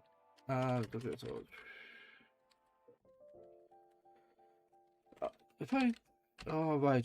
So this works as a changelog, and what's interesting is because I'm not giving separate files, I can give you the history of the changelog here. So if I do 24, and then initial upload. Initial upload, and then that becomes. Can I not do indentation? I can not do indentation. Okay, that's. Oh wait, that's a markdown. Okay, that's fine. Yeah, initial upload is fine. Add file. So that's now reviewing. It's now uploading it, and it's now reviewing the resource pack. But under media, I need to add screenshots to the project. So if I upload and drag image, luckily I have all the media, and I can just go off. All 5 should upload because I've never uploaded a resource pack before, so this is new to me.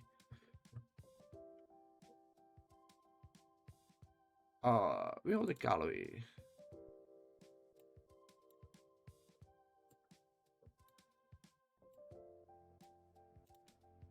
Done. Cool. So yeah, that's pretty nice. That feature gallery under the project's description. Add the feature gallery under the project's description. But I thought they were all featured. You're now in Steam Library. Okay, you are now in the right place I want you to be. Okay. I gotta wait until that's uploaded for that to work. Okay, description. Everything looks correct. General. That's all fine. I don't need to change anything in regards to that.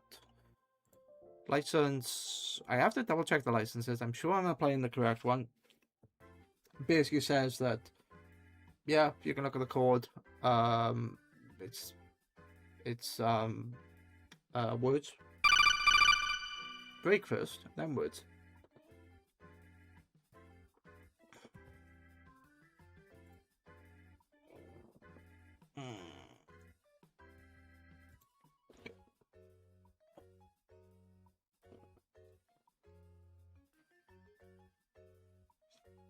What's the time? Oh, okay, 2 hours later. That's fine.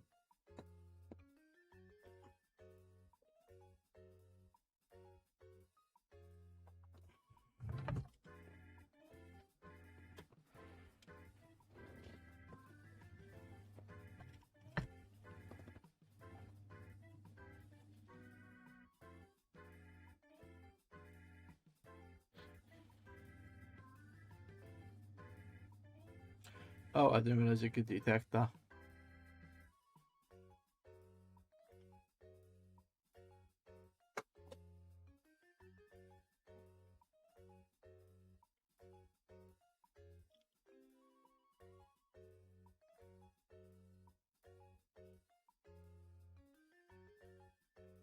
It's alright, 10 seconds. It's fine, you'll get to see my face in a minute.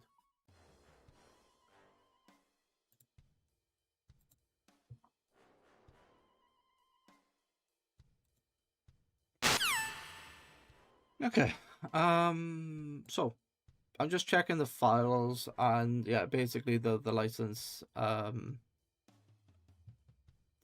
don't care if people use it, people can use it. There's no, you know, there's no like IP in relation to this. I'm using Minecraft's own tooling, their own assets, and I'm just merging stuff together.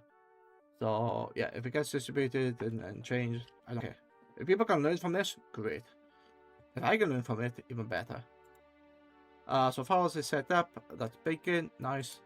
Source, yes. This source code is not publicly available. It is publicly available. Right. So I can actually link the source code directly into here. So if I go to GitHub and then go to, yeah, because I'm happy. If people want to view the source, they can view the source. Datapacks. What am I looking for? Not datapacks. Resource pack.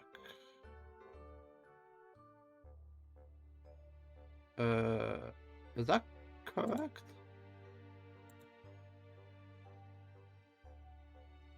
This path skips through empty directories. Wait, what do you mean empty directories?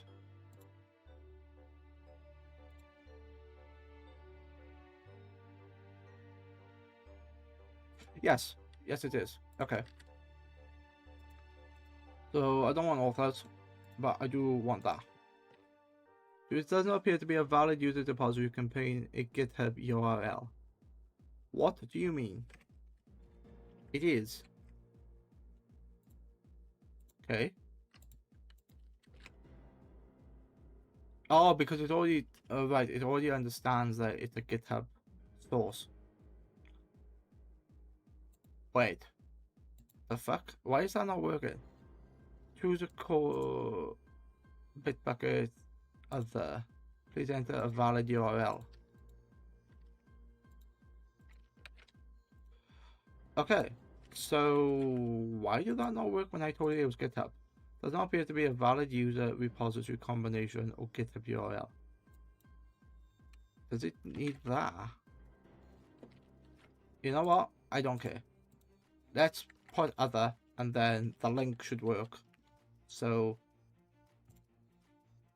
I think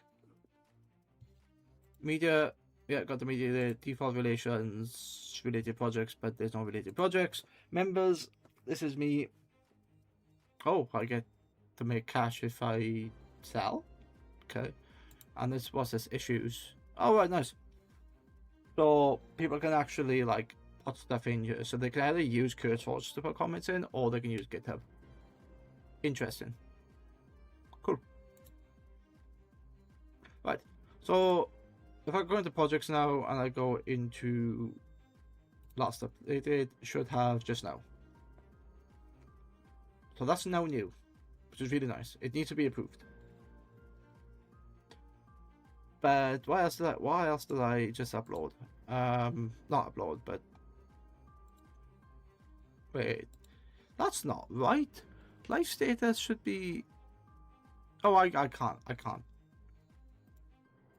Yeah, I was right. So what did I just update? Was it the stat book? Quality, the quality in the stat book. Unfortunately, quality in stat book is not here as a project. The life status, the magnet, the recipes, which is technically gone. I sort of like split those out into different things now. So that's the resource pack, that's the respawn buff, smelting, spawn eggs, starter kit system, unpackables, upgrades, leaderboard. Okay, so there's two things I need to add then. Or one. Let me add the statbook first. There's another document I need to upload. Okay. Minecraft core bound. Wait, is it core bound? Don't even know the name of my project. Yeah, core bound. Okay. Core bound statbook. So upload an image. So that's going to be datapacks. Statbook.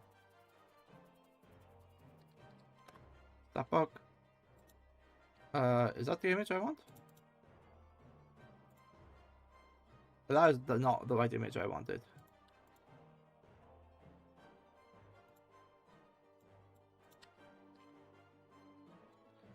Where is statbook? There's statbook. Okay, save as logo. Very nice, very nice. Uses dialog to show player stats.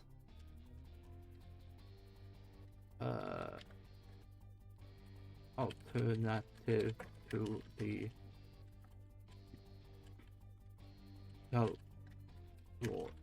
chat. What the upper packet spell? So what class are you? You are a data pack. Main category, you are a utility pack. Issue categories, I don't care. Okay, nice. Let's go to the next. So description. So that needs a description, which I think lives. So technically don't need this zip file anymore. That can go. Resource packs. It's not a resource pack anymore. Data packs. Quality. Is it going to be this? Is it going to be readme? Open with Visual Studio Code. That should be correct. And if I change this to Markdown, which it is, it supports Markdown. Very nice. I love the fact that the Markdown works between CurseForge and GitHub. Like I can literally use the same file. I think that's really cool.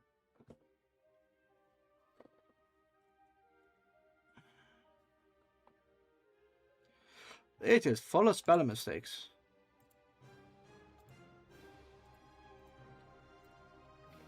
Okay.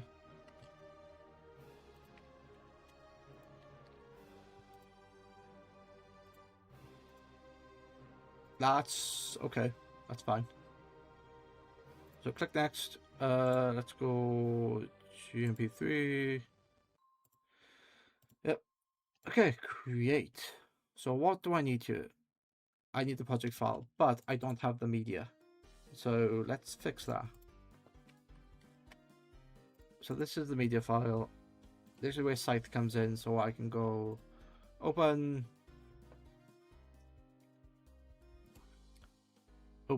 data pack quality. Yeah, quality. Why is it doing this? Path does not exist. CurseForge Minecraft install resource packs. It doesn't because I moved it. Maybe there's some sort of like setting in here that remembers. I don't know. Anyway, the point is that I can go into this. I can go into recipe, armor elytra. Right. I need to load the resource pack. So if the resource pack is loaded, I can just refresh this and go armor elytra, and there's my armor elytra. This is why I like Scythe. So I can do that and show images look like they're rendered in game. So this is how you make an armored elytra. This is how you do the quality system. Made by kebabs with the Scythe. I technically don't need that, but I wish I could change this color as well. But maybe I can. Maybe I can as part of the exporter. Appearance, contrast, UI, scaling. No, that's not what I want. That's a path in. Keybind editor. Is this what I want? Code completion, signature help, minimap. Yeah, get rid of that. I don't want that. Okay, nope. Resource pack. Automatically attach any open resource pack if it's open in a workspace that contains a data pack. Automatically locate the required data pack if data packs specify it. It does specify it, but it doesn't specify a location. Okay. Alright. Enable Git integration features such as modified and added file indicators. Yeah, technically I could do this, but I got my own workflow, so I don't need to go straight to Git to do it. Alright. Anyway, that's fine. Render recipe. This is what I want. So that's the item name. That's this. Export. That should now be, but it's not. Queue quality. Media. Go to what's it called? Armored Elytra.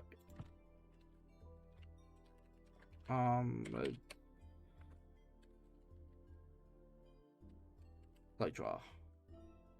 Cool. Hannah slept in but had to come say hi. Hello, Hannah. Good to see you. Yeah, I'm deep in like making data packs and actually uploading this to CurseForge. I've just uploaded my resource pack, which allows me to make an item like this. So yeah, and look, and don't worry about sleeping in. If you know, it's your body's way of telling you need rest. Thank you for the 5 long months of subscribing, Hanorth. A grinning face with smiling eyes, person raising both hands in celebration. 5-month resub. Jesus. 5 months. Stream Elements Hanorth just subscribed for 5 months in a row. PogChamp. Thank you. I do appreciate it. I also have something to share with you later. Stream will know about this next month, but I'll send you a screenshot. I'll send you something in Discord later. But no, I never thought that people would ever subscribe to me. Hannah Hanorlavo, okay. Look, it's not a graboid, or it's not another one, so that's fine. But yeah, I never thought that people would subscribe to me, because when I first started watching people on Twitch, people were of a certain style, a certain ilk, and although I stream and I do a lot of stuff in Minecraft, I feel like I'm not like them. But those are the people that sort of get stuff. But I'm so glad to be wrong. I'm so glad to be wrong. But yeah, no, I appreciate everything that people have done. Twitch's ecosystem. Hannah, is quite your nice. family, red heart. I like sharing the love.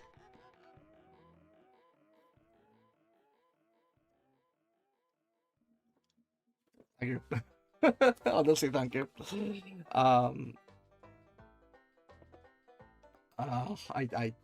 Jesus. I don't know why I can't take a compliment, but that means Reward a lot to redeemed me. by Hanorth for hydrate. Okay, alright. Oh, yes, I have this special can. Very fancy. Oh. Excuse me. Cool. Hannah, ooh, fancy. Yeah, well, I say it's fancy. JT found the answer before. It's because of the green screen I'm using, and the fact that it's 7-Up and it's green. And I thought, why not? It's a feature. Hannah, OOLOL. Yeah, it's a feature. Talking about a feature, I'm not sure if you noticed before, and I've shown you bits of this before, but I talked about it earlier in the stream that I've got my quality data pack working, and I've got it working well. So if I go into here, I have now created quality versions of all of the tools and armors in the game. And I think I've got the Elytra in here as well. yeah, I've done stuff with the elytra. These don't have any like stat on them at the minute, but it's quite easy to Hannah add them in. Ye. Good job clapping hands sign Han or head paten or ipe too. Yeah, yeah. I will need your help, or specifically the SMP's help, of ideas. Because I have an idea of how I want things to work, but something that you might notice once I go into spectator mode is I have 2 rows of hearts. Bear in mind that this is vanilla, and it is vanilla. This is not even like Forge with vanilla loaded. This is pure vanilla. I have set it so that legendary Hannah do more health. Yes. Legendary items have more stats, they have more durability, and they give you health bonuses. It's playing modded definitely rubbed off on me. Apotheosis is a massive inspiration. I know it's not to the level of Apotheosis, but it's a start, and it's nice that I can like manipulate these stats quite easily. So this gives all of these legendary items gives you max health. So you combine a full set, you get double health. So yeah, I think it works well. I've also got extra things here. So when you hold Hannah apotheosis is king, but I love what you've been able to do with data packs. Yes, yeah.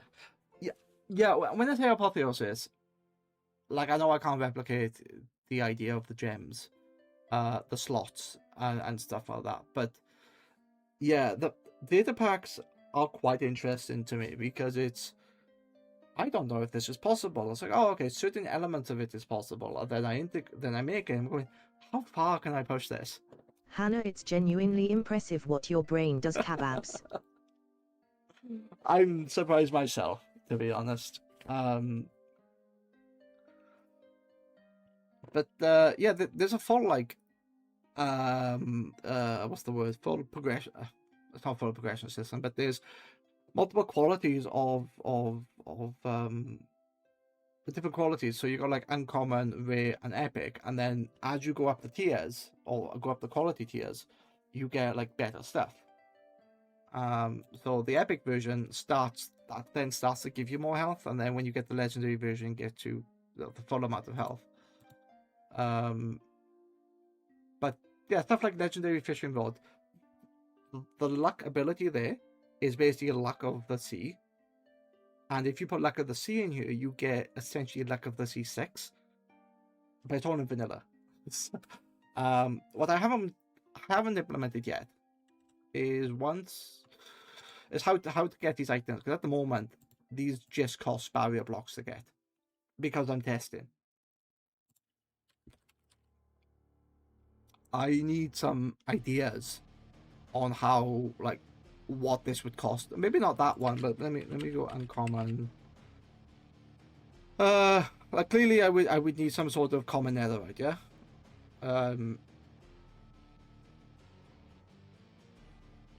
This is the wrong. I just realized this is the wrong block. I need this in a smithing table. Do I have a smithing table? Give kebabs.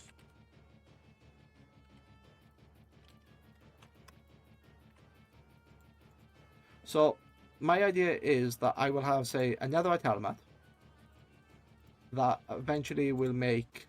So if I put these right to the side here. So I have a netherite helmet. Now you go through the standard process of making netherite. It will have a bunch of stuff on it, enchantments that you will have, and then you get an item which allows you to then upgrade it to a uncommon netherite helmet. I don't know what the items should be. I'm tempted to use, like, I don't know, I'm non-creative. I'm tempted to use, like, I don't know, a nether star with something. I need, like, I got it. Like, I don't have to use a nether star, but essentially, it's going to be that. The smithing template, I could just use the same one. Then the other star, so you gotta kill a bunch of withers. Bear in mind this is vanilla, so farming them is possible, but a bit difficult. Then another red element, and once you get that, you can then get the uncommon version. And then once you have that, you'll still have a, I don't know, another white template for the upgrade, but for the next tier, which is going to be blue, that could be, oh, I don't know, what would be a good item? I don't know what a good item would be.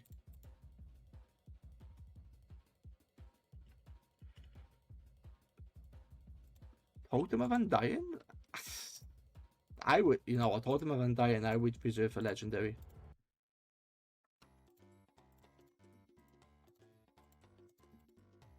Yeah, so it's stuff like that. Like I say, at the moment, you can't get these items in game.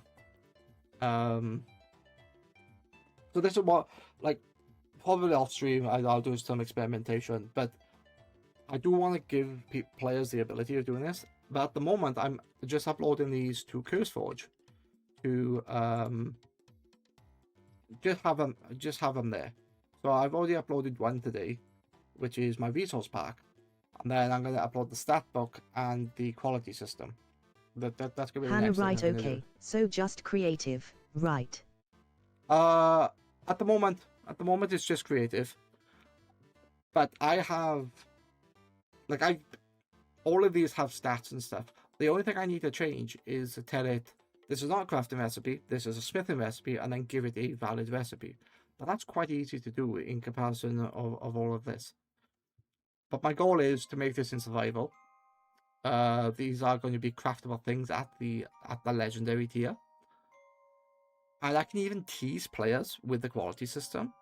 So you have iron and gold as loot drops in like villages and stuff. So I might make uncommon and rare versions obtainable by loot tables. So you go into a chest and find them. You can't make them, but you'll find them, and then you go, oh, you watch this. Oh, this was a rare, and then when you have a look, it's like, yeah, the only ones you can make are these. So it gives you like incentive to do it. But that goes down a route that I don't know. I don't know how to use loot tables. So it's all about learning. It's all about keeping things vanilla. But something I like, so something else I've made, and we talked about modded, like we play a lot of modded, is that when you press E, you'll have a button here, or you'll have a button in here with all your stats. Check this out.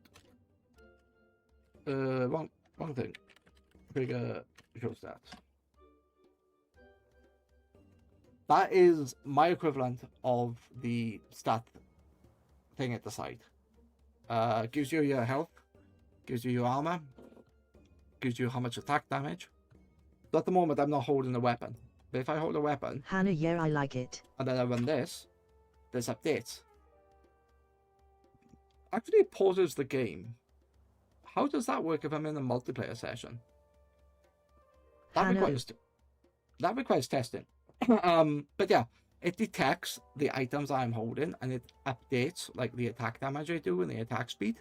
So it's kind of like how Apotheosis, or not Apotheosis, but how that mod works, where it like gives you those numbers. Oh, sorry, pardon me, my nose is itching.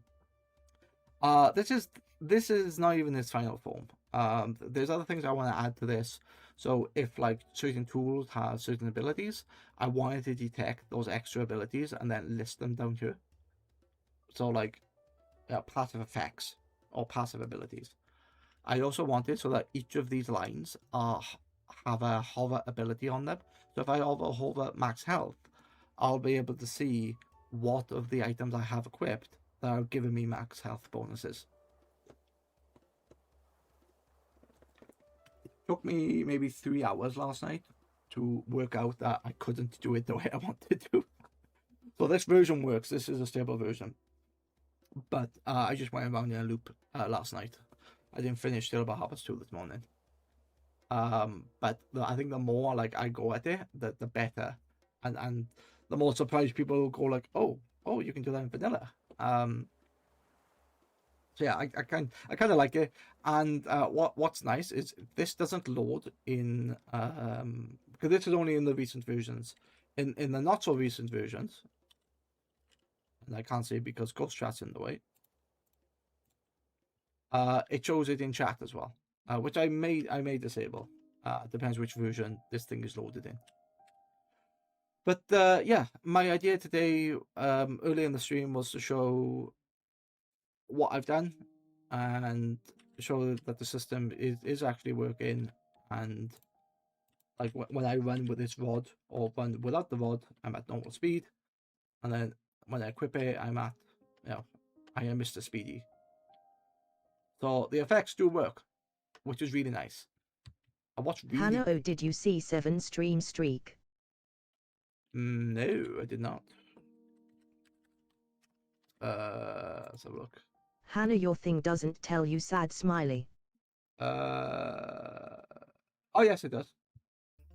So Ghost Chat doesn't, this thing I'm using here with the chat doesn't actually show me all of the stuff. The problem is, or rather, I like this because it makes it transparent. This is not an overlay on the stream. This is a window on my current screen. Hannah, I see. Yes. What's it called? This will tell me.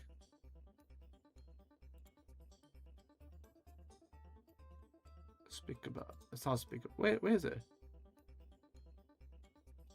Hannah, oh, you don't have it as an overlay. It's just on your screen. Surprised smiley. So yeah. Hannah, interesting. Hang on, I'll tell you now. So I could have this, but the problem is. Wait a minute. Why is this? Could have started the raid on. Okay, that's wrong. Events. Yeah, that's broke. I can't even Hannah, use... I think we might need to talk about your OBS setup at some point. Ha ha ha.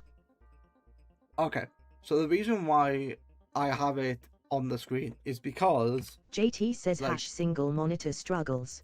Well, yes, there is that. But because I'm swapping between like different stuff, so I have like Minecraft open, I have the Scythe data pack, I have PowerShell. I was showing stuff in PowerShell earlier. Like to do this as single like game captures as different windows. Yes, you can set it up, but then I'm gonna have like multiple game windows. So I just went, sod it. Hannah, the problem is, if you need to look at something private, you know. I know, which I am not going to look at something private whilst I'm on stream, in desktop capture, and it's fine. Like I'm okay uploading stuff to CurseForge, showing people what this is, because there's no information here that I don't care. Hannah, and if someone needs to DM you, XD. So if somebody needs to DM me, yeah, that's a problem, because Discord is currently set up so that when OBS is open, it doesn't notify me. It works in streamer mode. So all my DMs are silenced. But do I even have Discord Hannah, open? yeah, fair. Yeah, Discord is in the background. Yeah, so I will...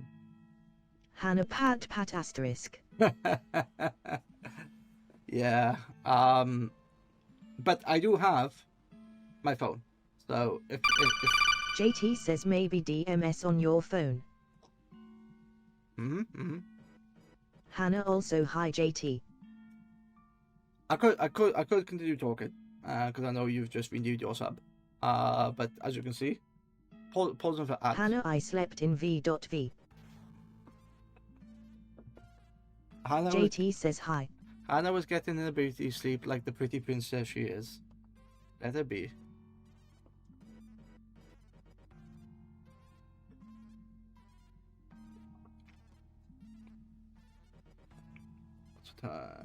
Hannah, I'm a pretty princess. Yes, quite you are. Hannah, orsifen or asleep.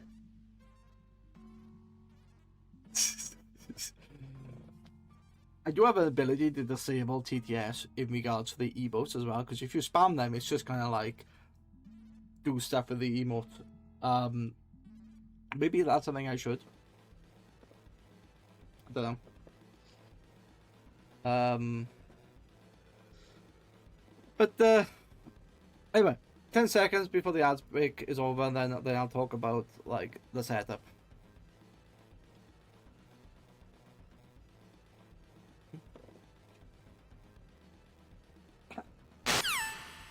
Okay.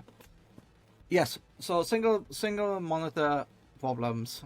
If I had dual monitors, streamer bot chat or OBS would be up on that probably, and I wouldn't have to worry about this as on my screen. It would literally run as an overlay. But what I like about this is that there's a little bit of transparency to it. So although you can see it, it does just look like a panel. It looks, well, yeah, it looks as part of my things. So I do kind of like that. So what am I doing? I'm doing something. But yeah, you just have to, what do you say? Phone, patterns. Yeah. JT, I saw Vnian. I saw VNAN. Yes, you did. The reason VNAN is running in the background is because of the sounds. I have the stream sounds in the background. You can technically run Lizard if you wanted to. Because he's here. No. It's not responding because the webcam is picking up me rather than tracking the VTuber. But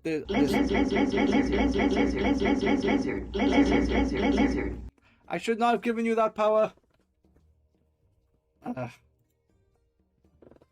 So yeah, it lives in the background. There's a lot of sounds as well that I have. JT So the like when I go into an ad break and when I go out of an ad break, those are where the sounds are coming from. I technically can make StreamerBot do all of that, but at the moment VNAN is working, and so it's okay. What was I doing? Statbook. Yes. Okay. So I was looking at the statbook, wasn't I? And under here, I was looking at the statbook. And then I was uploading the file. That's what I was doing. Okay. So I'm showing a zip. So I'm showing the process of what I do when I upload the file to CurseForge. And yeah, before you joined, Hannah, I was like doing the MC pack file. Not MC pack. What's it called? The pack.png. So it's like the icon file in here. And then that then gets displayed in game. okay. Yeah.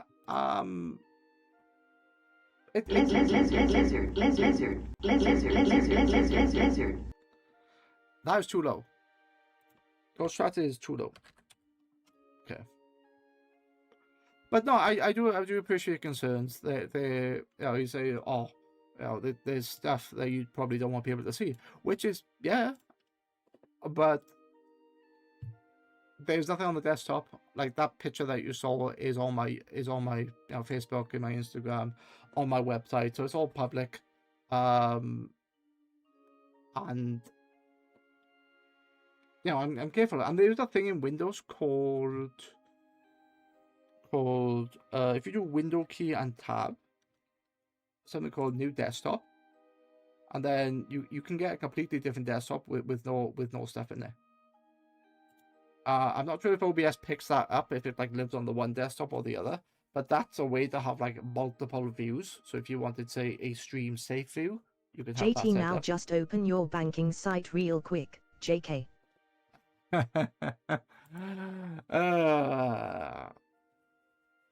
You funny, you know that, right?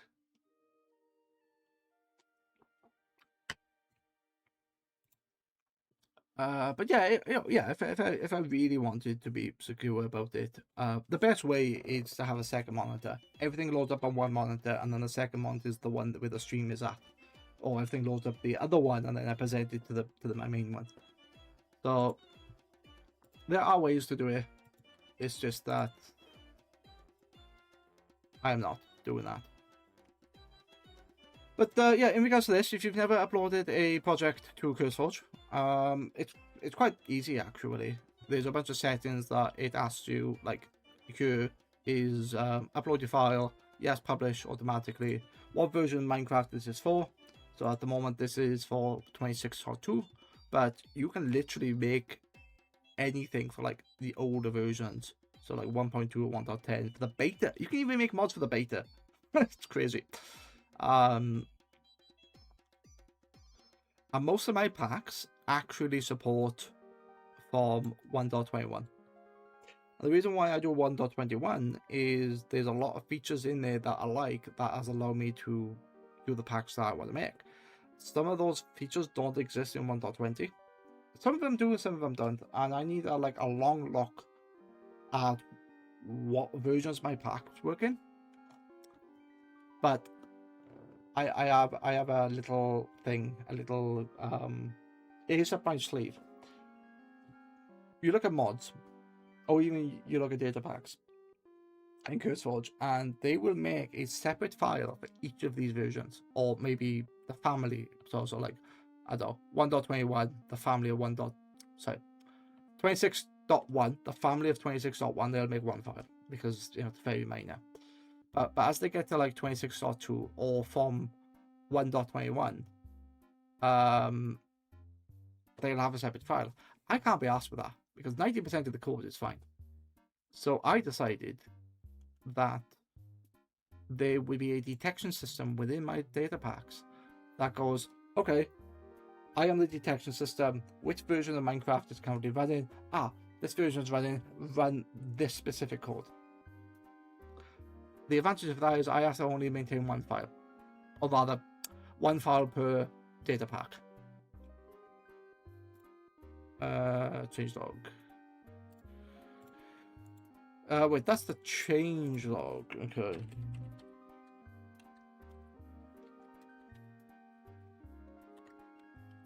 Okay, so initial release. Okay. There's all project dependencies. Add the file. Do I have a picture of the stat book? Technically I can upload a media. Yes. So if I do this and then do show stats, and then this is gonna be my picture.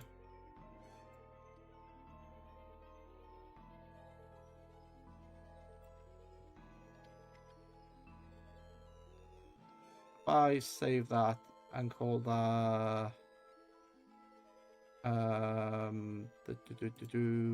data packs. It's in the stat book, isn't it? Hannah seems pretty simple, TBH. The upload, yeah. To be honest, the bit that's gonna certainly kick me in the ass is lack of information. There are so many data packs and mods within CurseForge. You can't just put like vanilla plus or something like that. They've actually banned certain words because they are so common. So I have to be very specific in the way certain things work. Statbook, not quality.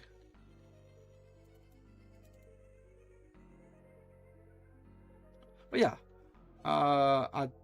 Wait, did that save? It did upload. Yeah. Okay. Yeah, it is quite nice. The first one is always a pain in the ass. It took me like maybe 2 weeks for my first pack to be authorized, and it took 2 weeks, and then it was like, oh, there's a problem with the pack, and it was something like not enough description. It didn't tell you like what it did. which I did put it in there, but they wanted like a bit more technical information.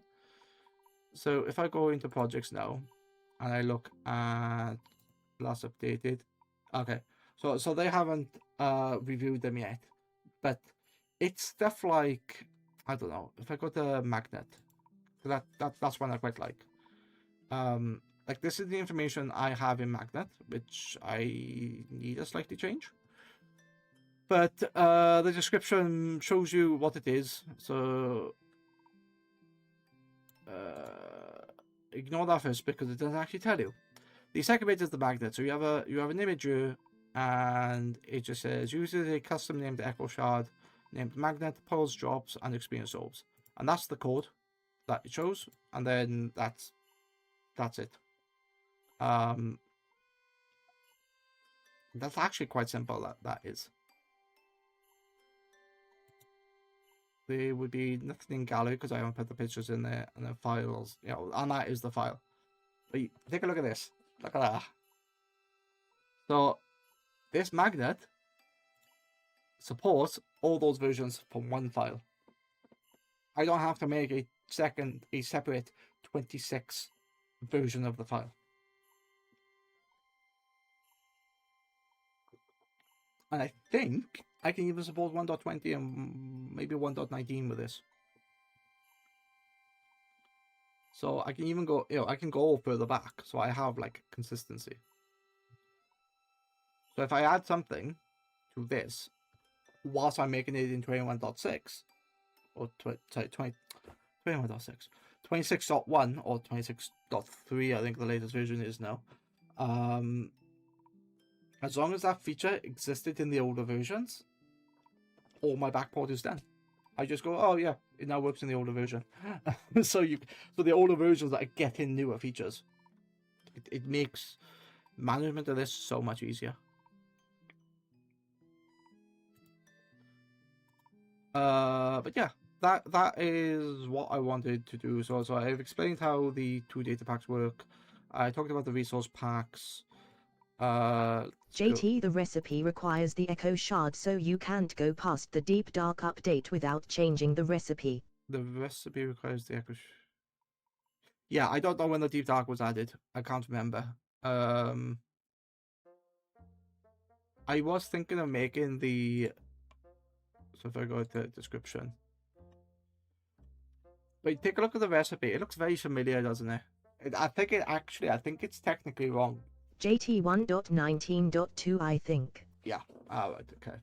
And that's the thing. Like, this is built for a specific version, and then I do testing. I just load the pack in an older version and just see what happens. If it doesn't load, it's like, okay, it doesn't load. So you got that problem where features don't exist in older versions, but then you've also got the problem that the syntax or the code behind stuff slightly changes. So especially for like recipes and stuff like that. But did I ever show you? I think I did show you. Where is it? Cobalt data Minecraft. That's the wrong thing. Join check setup. There it is. So I don't really have an issue with like different versions. I can still load functions from different versions in one file. And the reason why I can do that is this simple command. Well, I say this simple command. It's something that saves this, but Minecraft has an internal version number. And what I'm doing here is, as the code changes,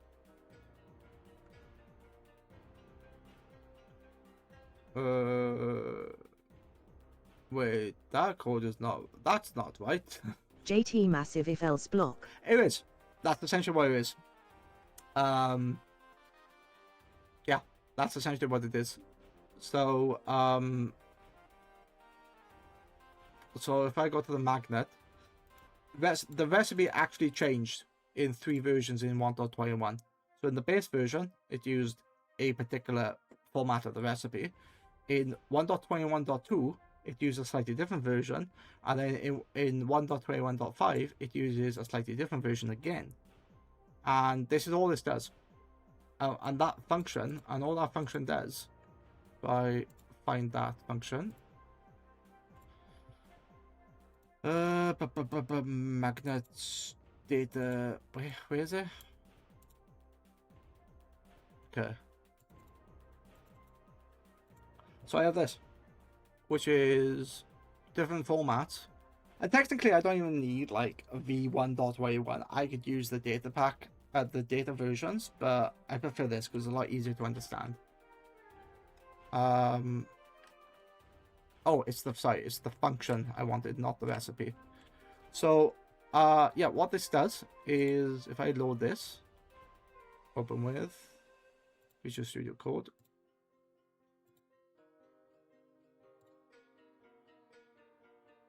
it gives recipe. So when you execute this function, because this is the earliest version that this lives in, it just gives the recipe. When you load the other version, so you've upgraded your pack or something, I need to redo it because it's currently broken, but the crux of it is, no, it is broken. It doesn't do what I thought it did. This is why the streams are here. So it's supposed to like remove the recipe. Let me look at this one, the smelt. I think the smelting one I did it in. Smelting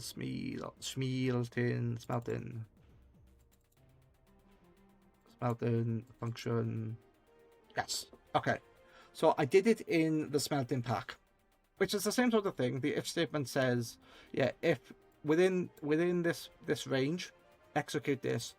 If not in this range, well, check this and then execute that. So if I go to 1.21.2 and I roll this out,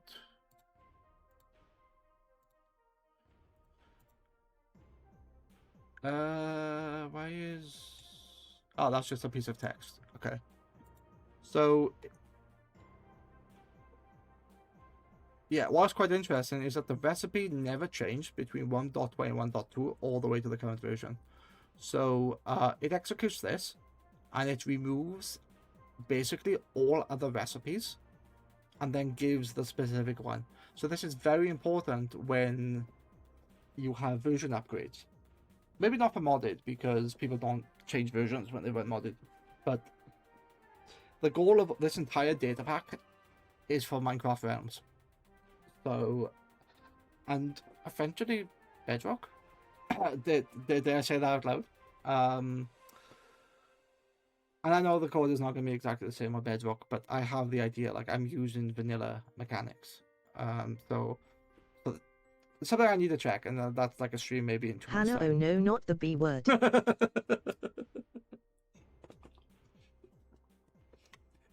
If I could add quality systems for free in Bedrock, I would probably be the most loved person. Because my understanding, and it's a very poor understanding of Bedrock, is that all of the extra features that you can get are JTU behind the add-ons. paywall. THTDB good. Yeah, I don't know the difference between the add-ons and the packs that you free. see. Are they free? Oh, well, my only experience with Bedrock Minecraft is the one that was for the, well, it wasn't even the newer versions. It was the Xbox 360 version of Bedrock, which had like stuff packs. I do have access to Bedrock version of Minecraft, so it's something that I could test. But it'd be nice. I think it'd be nice. Yeah, it'd be quite cool, I think. But yeah, the core crux of this is that I don't have to maintain separate versions of files unnecessarily. So as the code changes, so if I actually look at the code here, so if I look at the give function, what's the give function do? Ah, that's what it does. Yeah. So the give function will basically give all of these recipes. So I've purposely listed the recipes. So when you load into a new version or this gets reset, it'll go, oh okay, all the data pack gets removed or something like that. It shows you what's new. But as I said, the recipes did change slightly between versions, and it's like such a stupid change. It's so that's the blast furnace recipe in one of the versions. And then can I load? I don't think I can load this again because it's the same file name. No, I can't.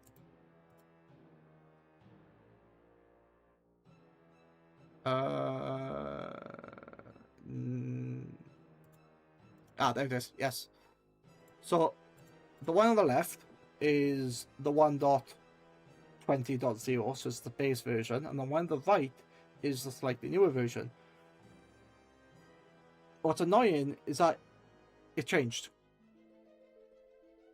Result didn't change, so this bit didn't change. This actually stayed the same, but ingredient changed. So now ingredient is just a single value because it's from a furnace, because it can only accept one value.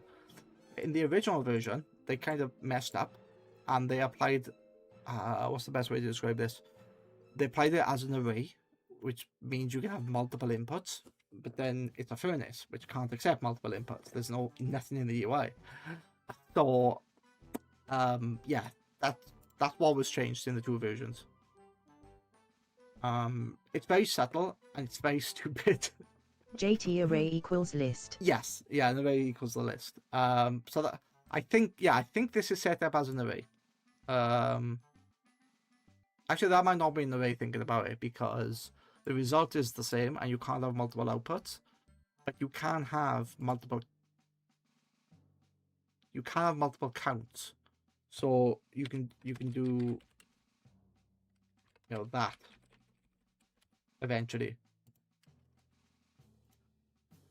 I actually don't think this version supports count as an output, but yeah, it might not be an array. Oh, sorry. It is an array, but it's not a list of items. It's a list of properties, which is confusing as hell.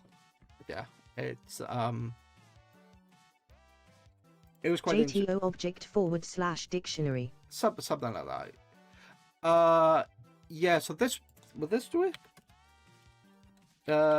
Yeah. So this is Visual Studio Code, which won't do it. But if I loaded this in Scythe, and this is the data pack editor you saw me use earlier. File, open. Can I not open the data pack? Doesn't matter. I'll open. Oh, I've already got it open. So if I go into the recipe, for example, say this, yeah. Ignore the fact that that's not showing you any of that. If I scroll to this and I go ID, is that what you're talking about?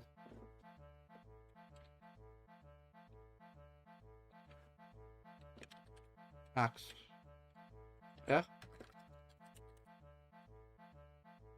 This alone makes it worthwhile. And I know you can have extensions within Visual Studio that does this for you, but then you gotta make sure that that source is updated, and somebody's there in the background updating it.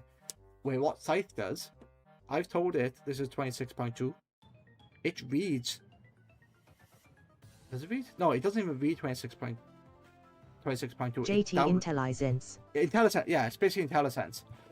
This downloads the jar of 26.2 or whatever version you pick, and then IntelliSense reads that as a source file, not some file that gets shipped with the program. So it's always the most up to date. This works with all the snapshots. This works with like earlier versions. It probably won't work earlier than 1.16 because data packs weren't a thing before that. Yeah. It is. It's basically IntelliSense. They call it schema, and this is the other thing as well. So you've got the code, which the code is okay, but when you look into this, the ID, I just killed the ID. Was it result? So another right axe. So JT, does it work with brand new releases like 26.3? Yes.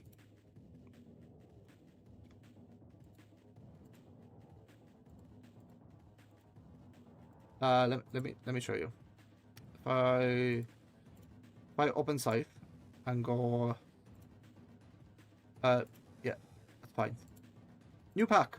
No, let's close this. Is that close file? Let's close all. JT, even snapshot / release candidates. Yes. So you can put a name. Oh.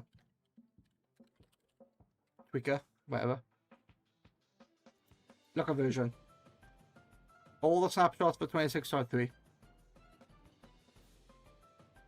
Pre-26.2. Snapshots for 26.2. Release candidates for 26.2. JTO. Yep. Twice. This version. Let's see how far it goes back. 26.11. So if I scroll all the way back. What version is this?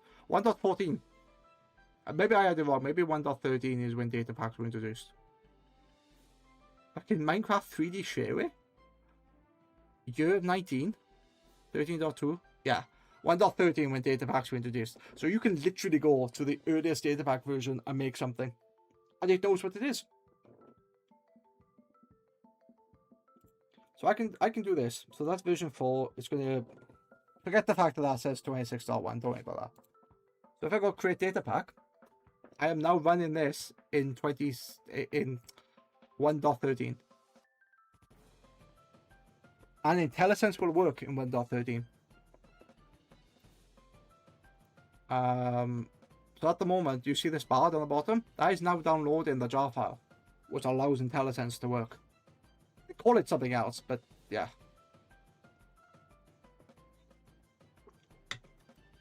So where do we go from here? Like, okay, let's put the functions in because it's the correct wording of the structure as well. Because in the newer versions it's function, but in the older versions it's functions.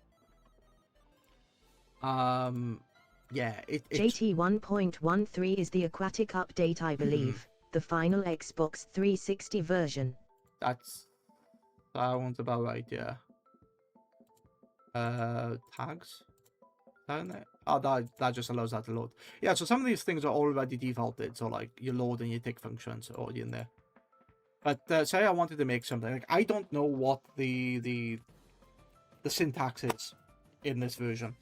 So what Scythe allows you to do is when you go to data pack, it has a bunch of stuff in here.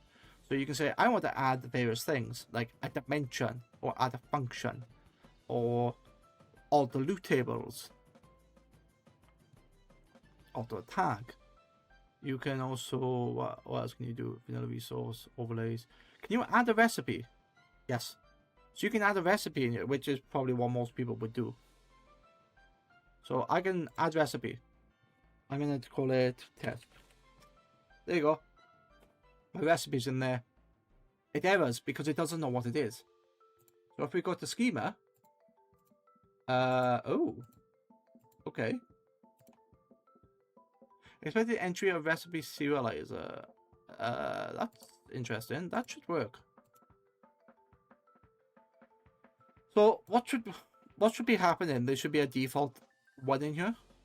And the schema should be picking up like the different options that this should be. So like crafting table, furnace.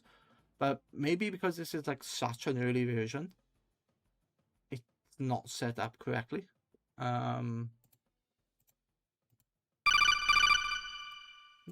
Yeah, that is interesting.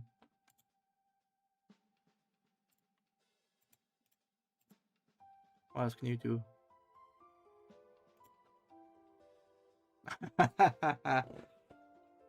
Nice. Okay. Cool. Cool. That makes a lot of sense. Text component. Can you do text component? You can do text component. Oh, this is something I want to show you in a minute.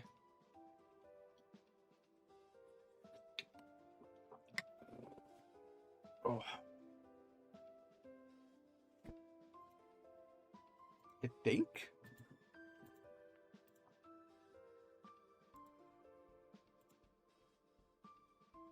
Yeah, I think this works. Anyway. Not sure what the difference would be the JSON or the MBT data. It shouldn't matter.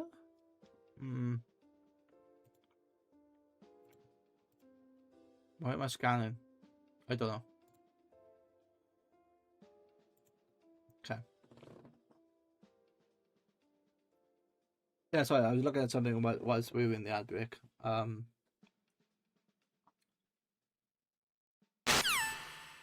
Cool. Yeah, so I was just looking at something in the ad break. This data pack editor is meant for like created in 1.21.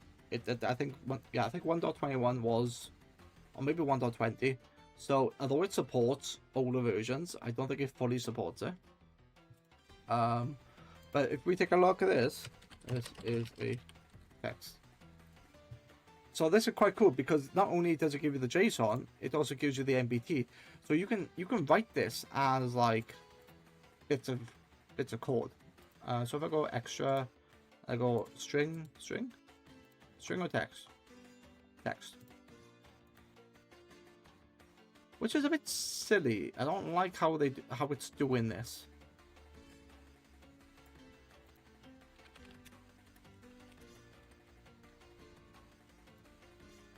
That is not what I wanted.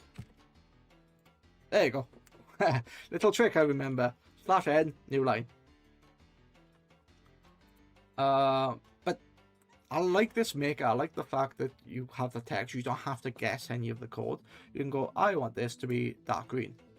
I want this to be grey. Or, well, yellow. I could make this... I don't know what that does. It's not rendering. So I could do... Oh, I could make this via... I could do a book in this.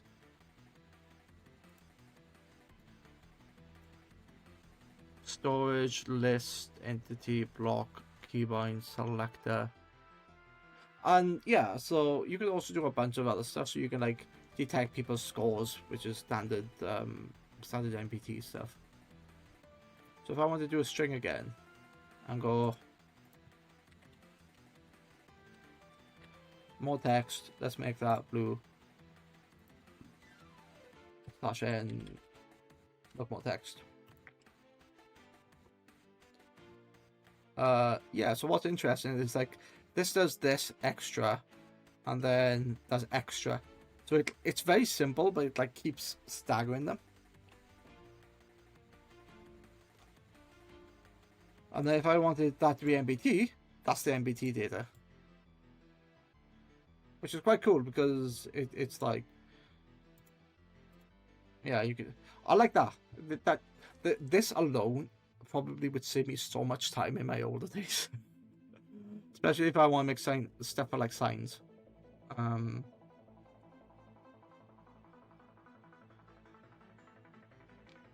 Yeah. What else can you do in this old version? What's batch create? Data pack advancement filter. I don't know what that does. I'm not gonna touch that. What's an overlay? Oh, that's something to do with, yeah, no. So if I go to, I don't know, new item modifier loot table. I don't know, let's look at loot table. And then if I go to chest, pools, oh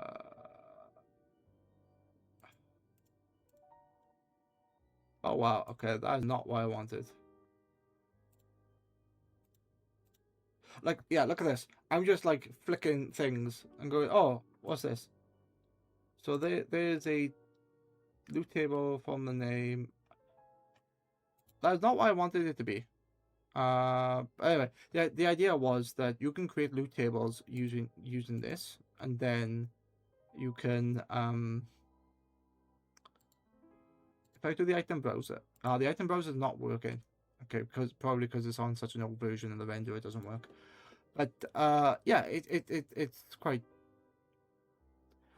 One of my biggest problems is that you give me a tool like this, and I don't have a clear way or reason to do it. So I'm just like pressing buttons and seeing what happens. Like, oh, that's nice.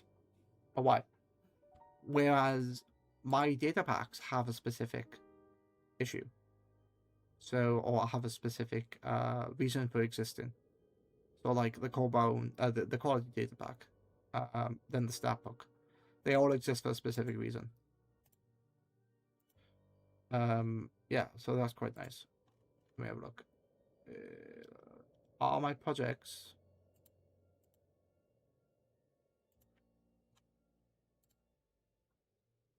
No, they're not going to be. I do need to upload the quality. Do I want to upload the quality system? Yeah, yeah. Let's. No, you know what? Let's not. Let's change the processing. Oh look, they have changed it. Status of the Cobone resource pack in the was changed to processing. Statbook was changed to processing. So it's been done. Okay. But yeah, it would be interesting to see if like the stuff I've created and even the most basic ones, such as the magnet, works. I don't need you open ghost chart, speaker board. Okay. What time is it? It's 10:30. Jesus Christ. I have many things here. 1.29. I have many data packs here, which some of them are the vanilla tweaks packs, like the back, the graves, the homes, spawn. You know, those are vanilla tweaks. And the idea was I was using this originally as like a large pack. So whenever I was running vanilla, I would do stuff like this. But there's a couple of things in here that I need to redo. And I want to look at magnet. To me, the magnet is quite fun. It's something with a purpose. And if I go to, I don't want you, so I can close all, open. Is that opening the file or opening the?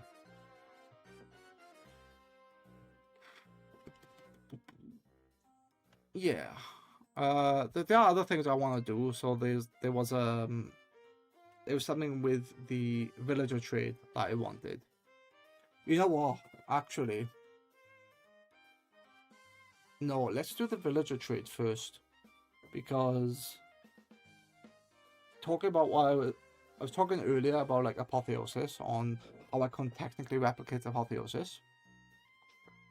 I can replicate apotheosis. Yeah, don't worry about the Cobalt data pack. I don't care. What is this? Quality. Oh, that's my quality. That's not the pack I wanted.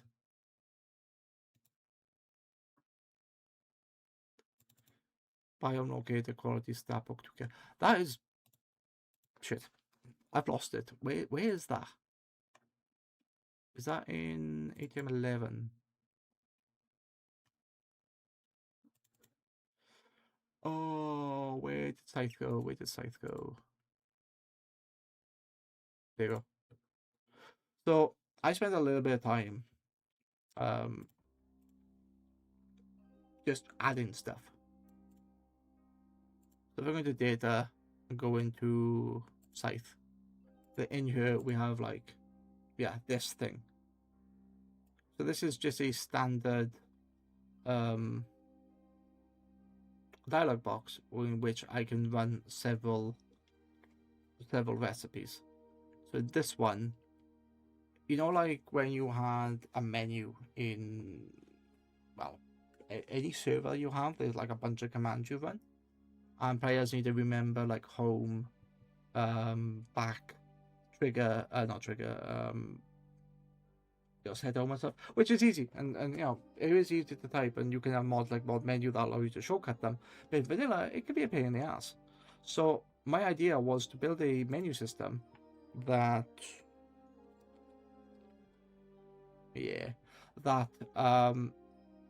all you need to remember is one command, and that is trigger menu. Once you do trigger menu, the admin just builds this. And then once the admin builds this, the users don't need to remember any other commands, just menu. And then this gets generated behind the scenes. So if we take a look at this, this is a live status toggle, and all it's doing is running trigger live. So that is my command I have on one of my data packs. If I go to width, because the width is quite small, so if I go make that 300, should see, there you go. You should see that like expand quite massively. Sprites, why is that unhappy? Probably because it's an older version. Label, what label is that supposed to be? That's supposed to be a button. No, action. A? What?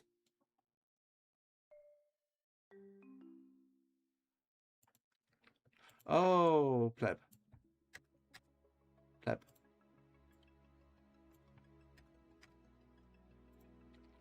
There you go. I ain't missing buttons. Like I like this. I like this. So like I can also use this as shortcuts as well. It doesn't like that that's trying to exceed 250. Doesn't like that it's trying to exceed 200. I don't like that. Anyway, I think it's a visual glitch in the actual thing. But yeah, all that does is just some basic recipes. So unknown recipes. I'm going to make you red.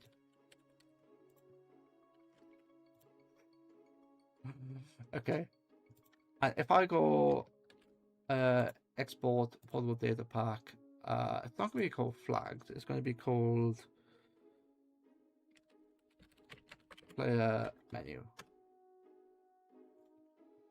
Let's save that in this location. It is running a slightly older version. It is running in 26.1.2, but for my testing, that should be perfectly fine. Let's go to GitHub. Let's go to, where's the zip file? There is player menu. Because I'm being Hannah lazy. Oh, what's wrong, Hannah? Hannah, I need to get up. Oh, that's the worst thing. Question number 1, is there a cat on you? Question number 2, that's not even a question, it's statement, do not move the cat.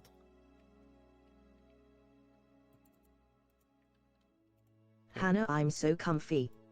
No cat on me. Oh. Okay, well, stay comfy, it's fine. Yeah, it doesn't like dialogues because it sees them as an experimental setting. Anyway, it's fine. So if Hannah, I go... he's off sleeping somewhere, haha. Oh, well. He's being a cat to the nth degree. Okay. So what? Oh, wait. Why is my dialogue show kebabs? Yes! That works! Live status toggle does nothing because I haven't got the objective. But I like this. I like that. Like, I'm gonna build this for admins and stuff like that. So all you need to know is you're an operator, so you can run dialogue show, and then where it is.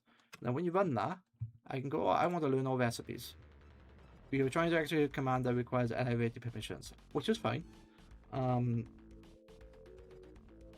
There is a way to bypass this, but for what I want to do, I don't care. There you go. And then if I do this, I learn all recipes. Yes, it's gonna complain. Did that remove all the recipes for me? It did. It did remove all the recipes for me. Cool, cool. So I kind of like that. And then I don't know. I can go. What do I want? What do I want? So these are just simple commands. These ones are.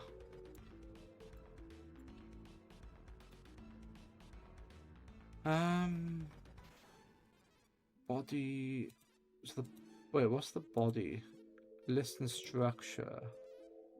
I don't know what that is. Okay. Wait, why is the title? Oh, that's how I've done it. Okay. Let's make that. Let's make that yellow. That looks quite nice in yellow. Let's give me a shadow color. Shadow color. Oh, that's interesting. I did not know I could do a shadow there. That looks really nice. I quite like that.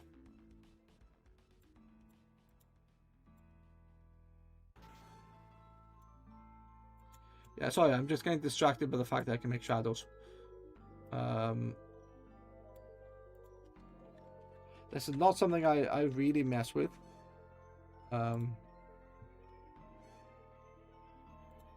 Oh, that... Okay.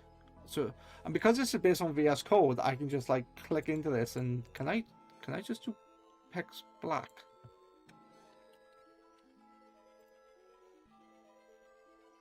No, it wants the JSON color.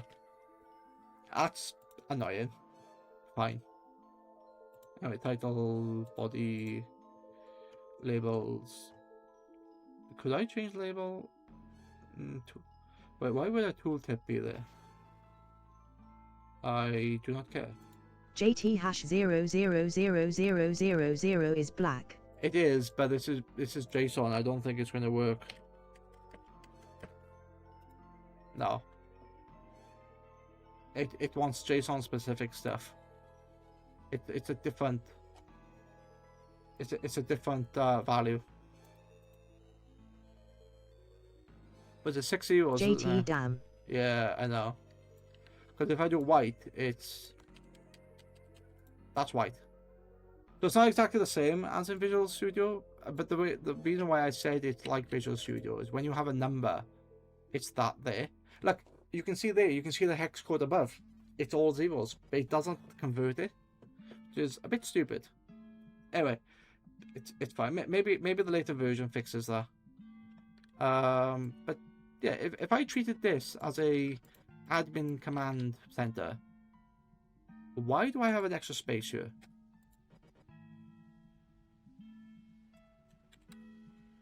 I don't know. Why is there an extra space there? Let's do I don't know, set time day. What is the command? The command is time set Minecraft day. I think that is not valid in this version. It doesn't matter.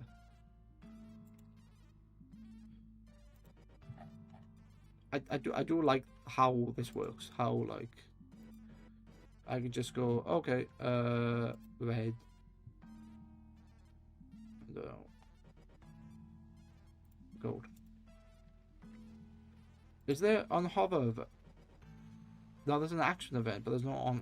Yeah, there's the action event, which has open URL, run command, suggest command, show dialogue, so you can, like, basically convert all of your box, like stat box and command box, into dialogues. You can copy the clipboard, you can run a command, you can do a bunch of other stuff. So, fuck, that's not what I wanted. I pressed the wrong button. Text. So on click event, that does nothing on click. So it's not even on click. Why? Where's a button? What makes that a button? Oh, it's an array of actions. That's what makes them buttons. Okay. So can I do this? Yeah, you can do that if you wanted to. Okay, cool.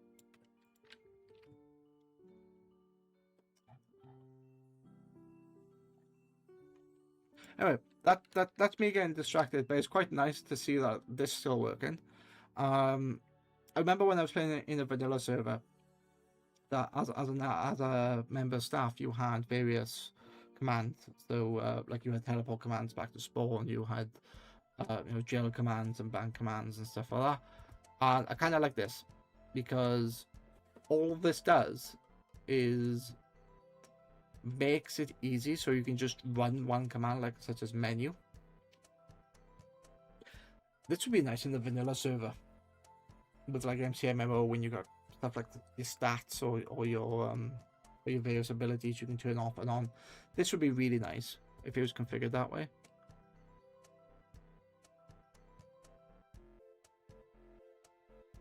Yeah. You could also use that as a teleport hub. So instead of like physically building a teleport hub in the game and then like configuring stuff, this just works. I want to teleport to another hub. Okay. Menu, teleports, another hub, market. Instead of like having commands and just, I like it. What else do I want to show you? Functions. Click toggle. What is this?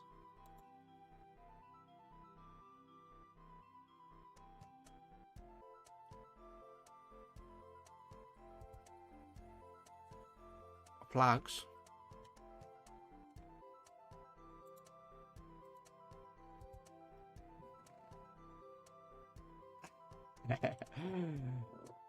This is something I want to expand upon as well.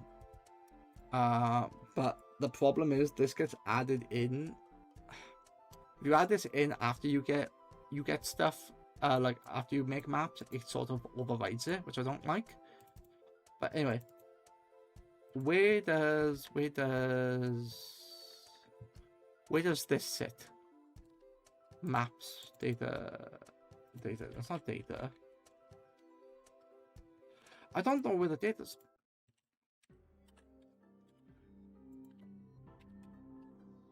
For an empty map, yeah. Okay. So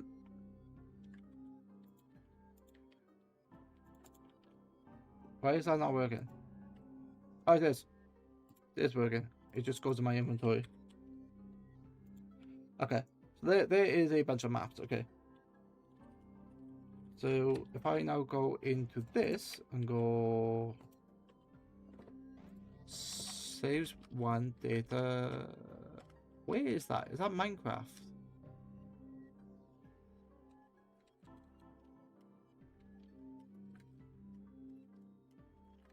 No, that's all player data. Where the bloody hell are the maps kept?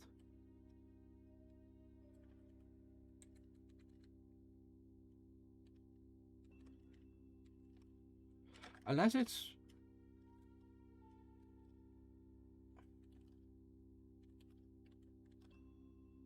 No. No, that's all entity data. Wait. Anyway, I had a system where I could override the maps in the game or actual icons. I don't know where they're saved. Do you know where they saved the maps, JT? Because I bloody don't. I feel like it's somewhere here, but I don't. Oh, right. There it is. For some reason, I did not notice. Anyway, this is what I wanted to show you, what this was doing. I go into Maps, and I go into Explorer.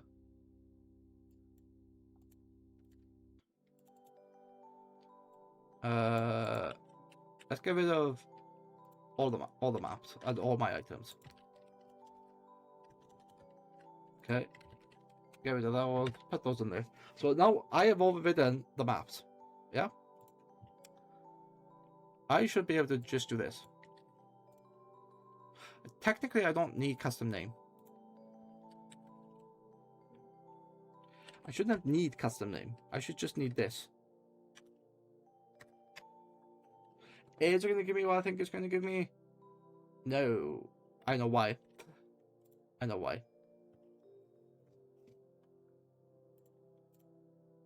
They need to reload. Pleb.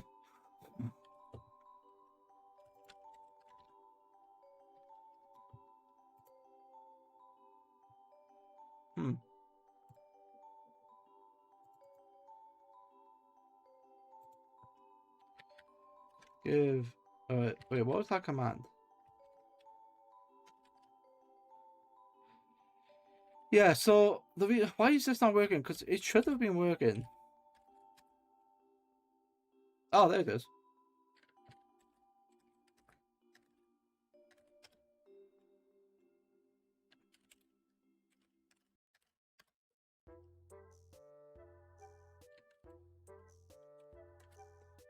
Yes, how did I forget the most important flag?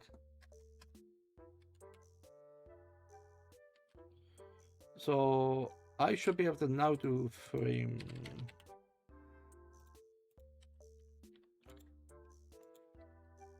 Yeah.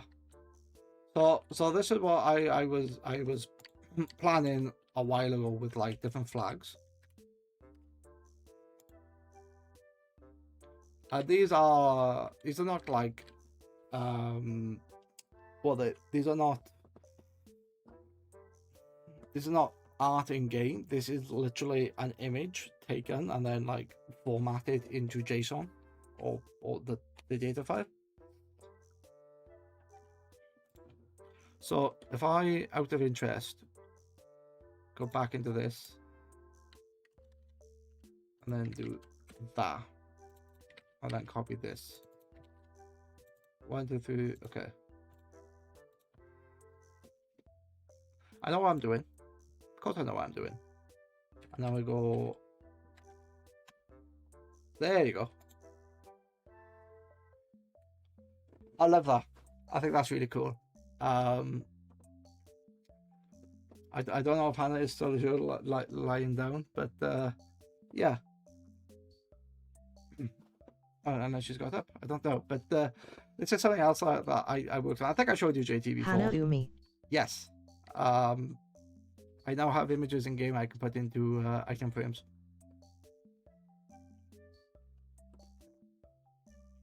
Hannah, it's my logo. It is your logo. And I've also have. Hannah, I love it. Laughing smiley. Yeah, I also have. That's not map.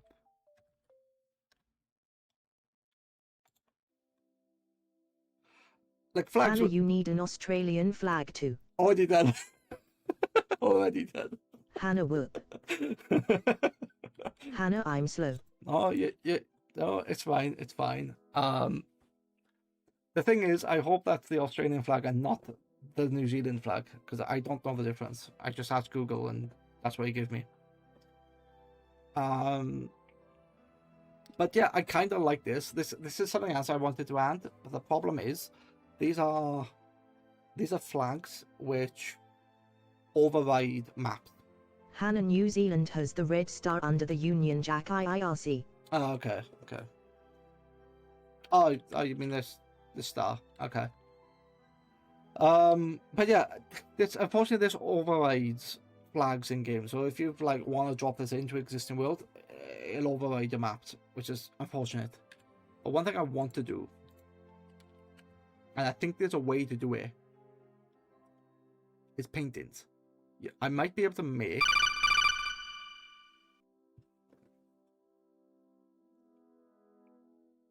Might be able to make paintings. I am going to go.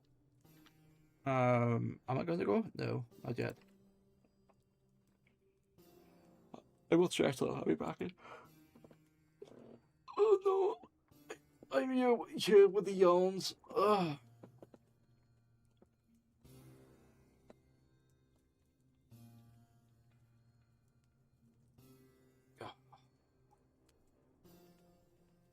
Okay. Actually, I will be right back. I just realized I need to use the toilet. Stream elements, I'll be back. Having a quick WC break and refilling the drink.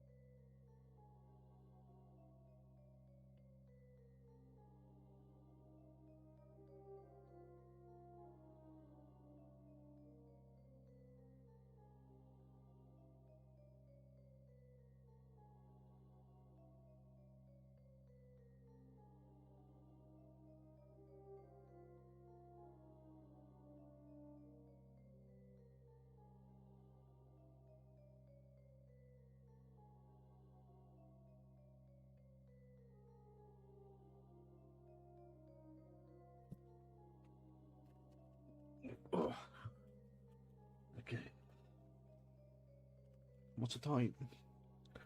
The time is coming up to 11 p.m. That's okay. Okay. So, before I left, I was talking about flags, or specifically flags that are maps. But I don't like the idea that these replace in-game maps. So then I thought, what about paintings? Paintings are basically stuff that you can put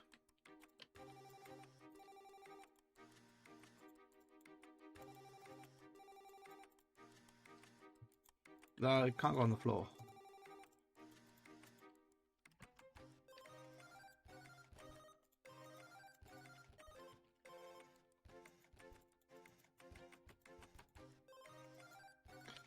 Yes, that gives me, what does that give me? A random, is it? A random variant.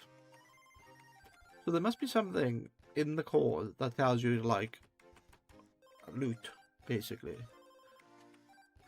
So you must be defining a what's the highest one? Is it 4x4?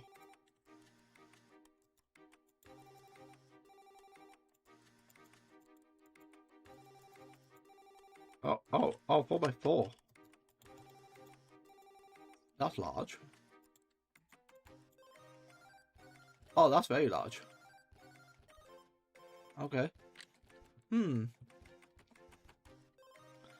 So, let me think.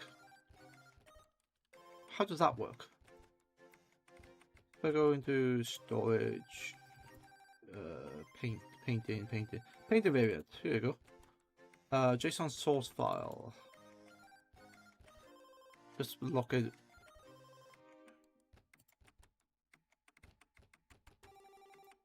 So what does this do? Asset ID, Minecraft element, author gray, height, tile, yellow, painted. So what that is.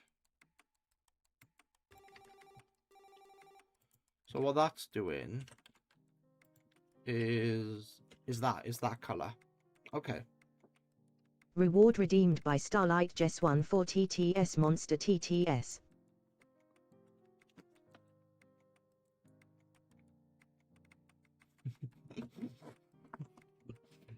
I love the fact that was the Watch Mojo voice. Hello, Jess. How are you? Yes, less than 12 hours. Absolutely, I am looking forward to it. It'll give me an opportunity to brush up on my editing, which is really nice. But yeah, I am back in doing data pack stuff. I've covered quite a lot today. I've uploaded stuff to CurseForge, so there should be new data packs and resource packs set up. I'm not sure if you were here for the stream last time, but something I covered was a stat book. So if I go trigger, show stats, I can now display stats in game in vanilla. And then Hannah, oh hey Jess. And if I go over here, over to the crafting table, just put one in here. No, I like to show off. I now have like tiered quality items in game, which gives me extra abilities. So that's something I built and I've uploaded. Jess, hi. So yeah, that's quite fun. But now what I'm looking at now is I have a few maps in here of different flags, and how to implement those correctly, because although these are fun as maps, the maps can be overridden, and I wanted a system that allowed players to drop this pack into the world without affecting existing stuff. So then thinking, Hannah, you 10-second latency delightful, haha. Yeah, I don't know how I don't know why 10 seconds. It's not certain on my side. Hannah, my latency is so much better on mobile v_v. I don't know then. I don't think it's certain I've changed. I don't have any cast broadcasting on though, so maybe it is being laggy stupidly. But yeah, I was Yeah, I was looking at was it paintings just to see if I can alter the existing painting. So at the moment that's reading was Alban, and the asset ID is Alban, which I think is correct. Donkey Kong. Yeah. So this is right. That's the height. So it tells you how big it is. Cool. Yeah, but what I want is the actual image. Where do you live? Where are you? Because what I'm thinking of is if I can make, or if I can take the images, stick them in an actual asset folder, and then reference them into these, I think that'd be quite cool. That's looking in the wrong place. It's supposed to be looking here, TST. Minecraft. Yeah. Where's that gonna go? I don't know. Oh no, here it is. That's all it is. That's all it is a PNG file. Textures.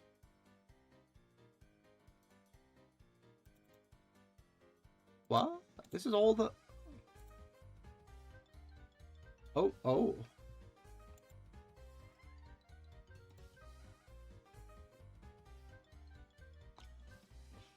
Okay. So...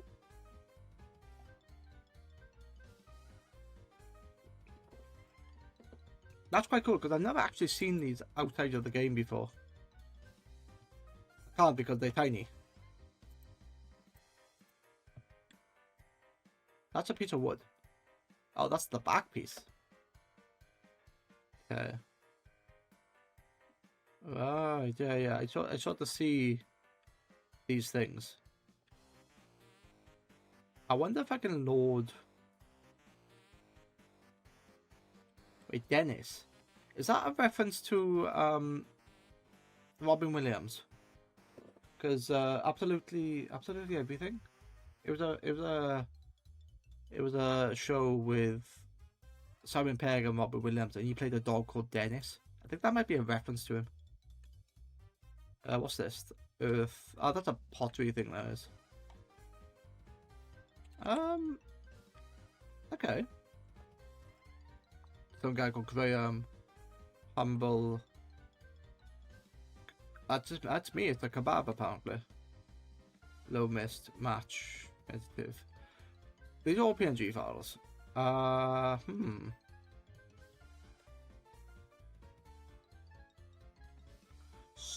wonder how that works. So if I go to... Where did I see it?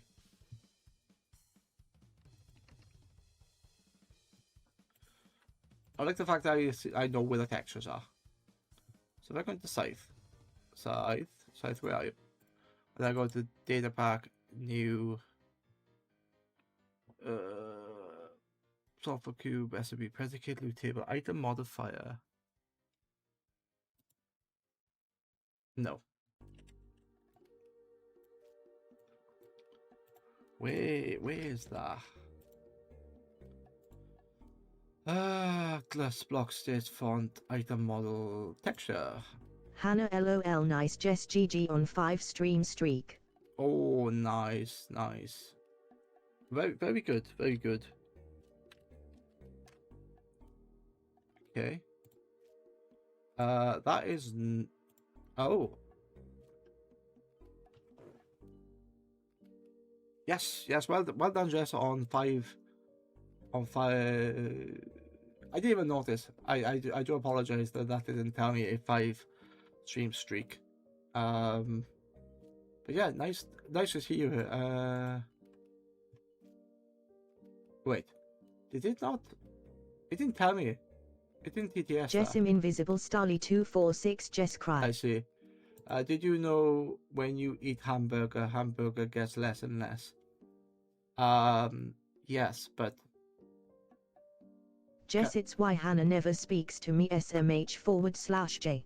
Oh, don't be like that. It's Hannah, wait, what?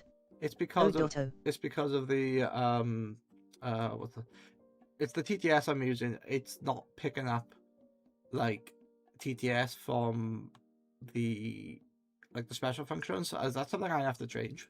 I do apologize. I do apologize that it didn't pick it up. It happened to Hannah earlier, so don't worry about it.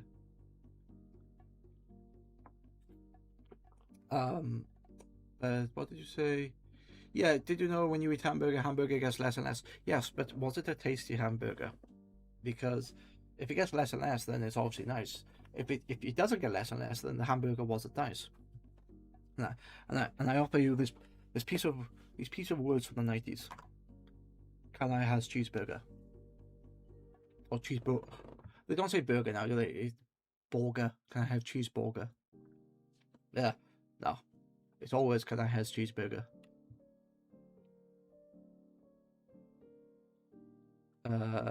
Hannah, I can has cheeseburger. Yes, but it's has with a Z, isn't it? Hannah offers the last pieces of her watermelon chocolate to friends asterisk. Watermelon chocolate? That?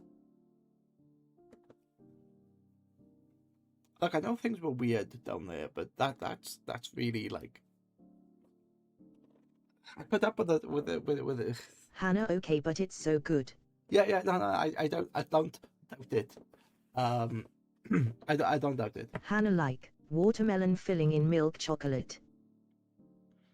Yeah, it's look. I try anything once. Don't get me wrong.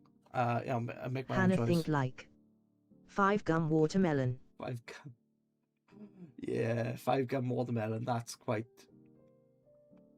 Yeah. I've had that before, and it's like, oh, stick it in, and it'd be like, oh, 30 seconds, the taste is gone. No wonder 5-gum is still in business because they don't have things that last. Good business model. Hannah, onk. Wow. Hannah, I'm clipping that. What? What are you clipping? What? Jess, I am joking, Cyril. What did I say?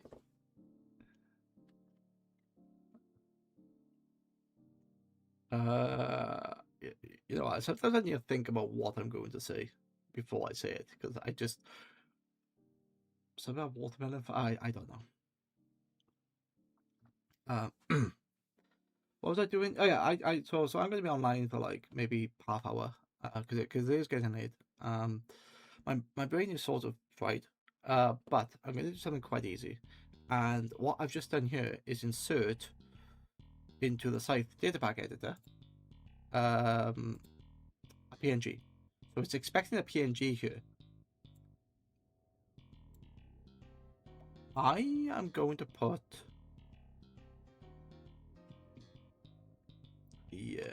something I need to let me disable this for a minute.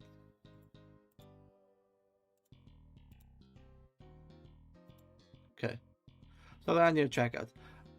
You're saying, Hannah, that I need to be worried about like Hannah, https://www.twitch.tv/kababs/clip/thankful giant barracuda whoop -yp3 rotopezipsy.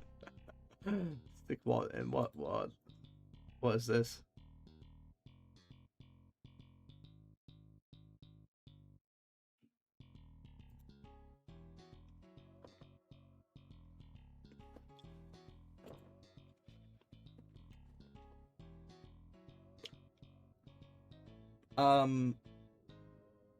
Shit. That's all I can say. I hope that doesn't become my legacy.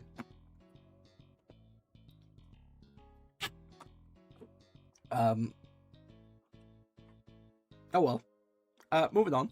Hannah, ha ha ha. I am looking at something, but I don't know where the file is. So you talk about like, oh, what about like having people? I don't want people to see things. True. So I am looking at something in particular, but I don't know where it lives. Where do you live?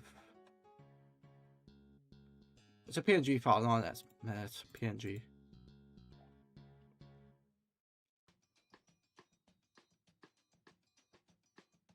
Wait, is it a PNG file? Hannah in my Huarasi. What's in your house?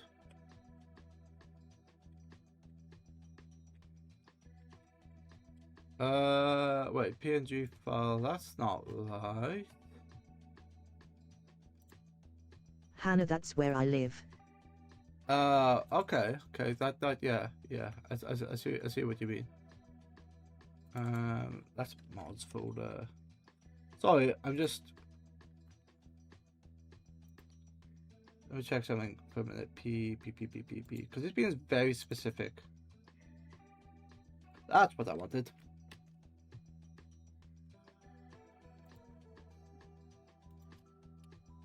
Okay. So let me. So I no longer need that. Okay. Right.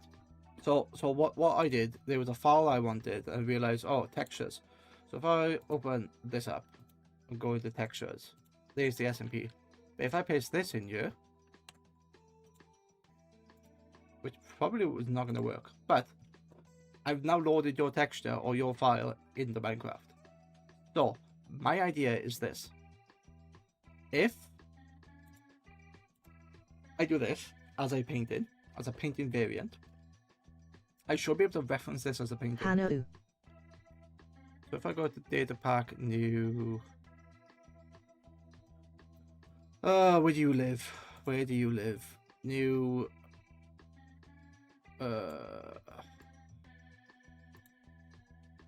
wait, is it going to be texture style model, like the model language? Hannah, you'd better be tongue poking smiley.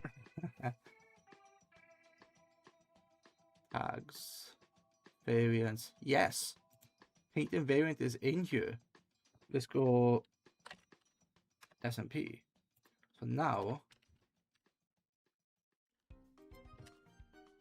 asset ID. Jess or what shiver me timbers asterisk. No, that's not correct.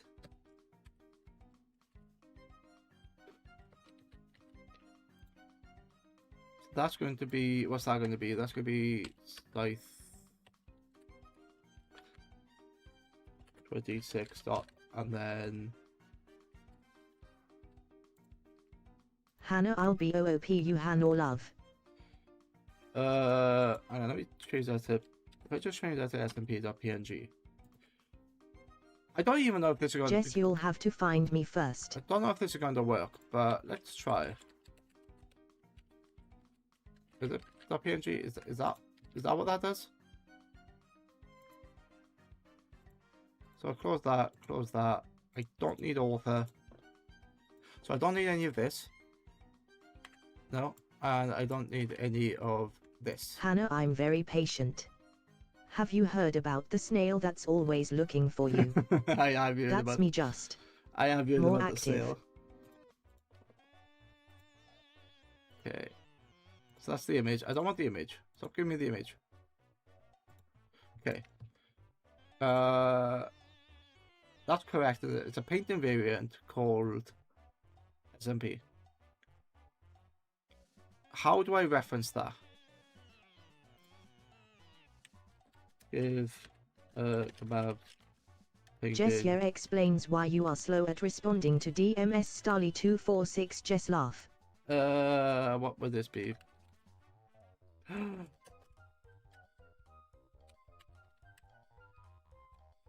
Okay. Interesting. It's not Hannah, Minecraft. everyone knows I'm bad at DMs XD. It's not that. Oh, it's in a different place. Shit. Okay.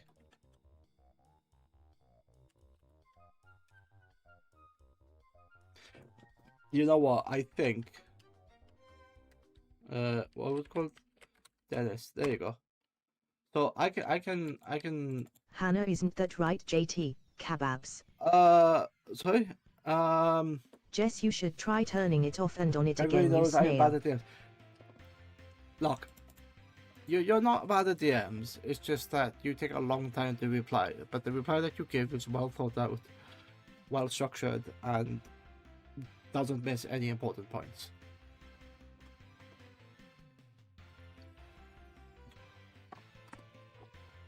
So, Hannah, thank you, XD. it's true. It is true. Yes. I wanted. Oh, this is gonna. It's gonna be really annoying because.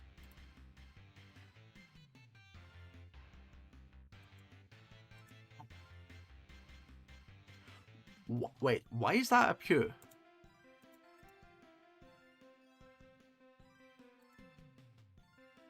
Oh, it's not. Is that by painting variant?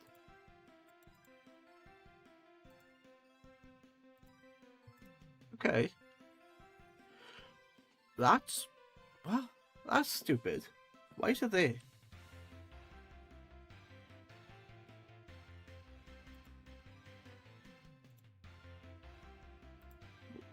Oh no! It is. So that is already the site data. Okay, right. Okay, so if I maps, there you go. That's in data packs.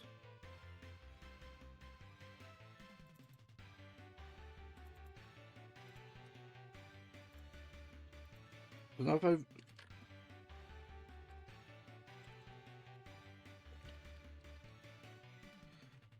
wait, where's my dialogue? Yeah, it would be better if I like changed the game rule to game rule event time false. And now if I did dialogue and I did show, I did that, I can. Oh, I haven't updated it. I haven't updated it with my proper code. Okay, that's fine. Time, day, set, day. Alright. So I think this is going to work. So if I go to try to load Dennis into there. Maybe I need to quit this, reload back into the game. I know what I'm doing. And then go.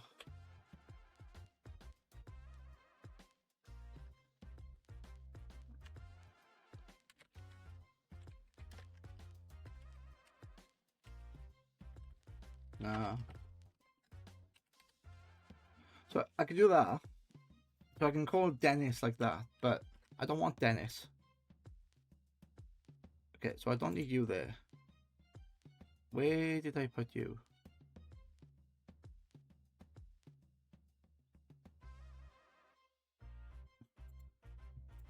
Asset ID is Minecraft Alban. But it's not Minecraft Alban. It is. It's this. Oh, it's not .png. That's why. That would probably help. Probably the wrong code. And that's a ad brick. Okay.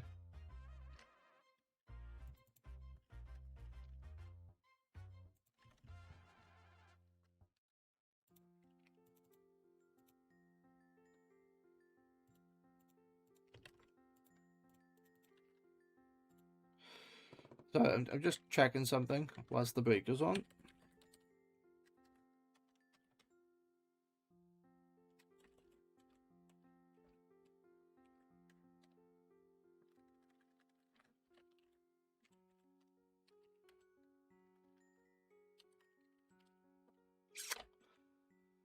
Oh, okay.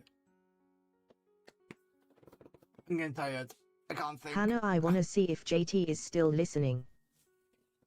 No, he's probably watching his factory grow. Hannah is totally not opening Minecraft right now. The factory must grow. The factory must grow. Even the birds talk to him. His factory must grow.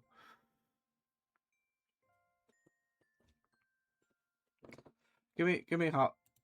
Yeah, I was gonna say give me half hour. This should be the last ad break anyway. But Outbreak's not over yet, is it? Now it's over. Outbreak is over. Okay, so Hannah Minecraft. /o/. yeah. So something I want to check. Google.com. Okay. So how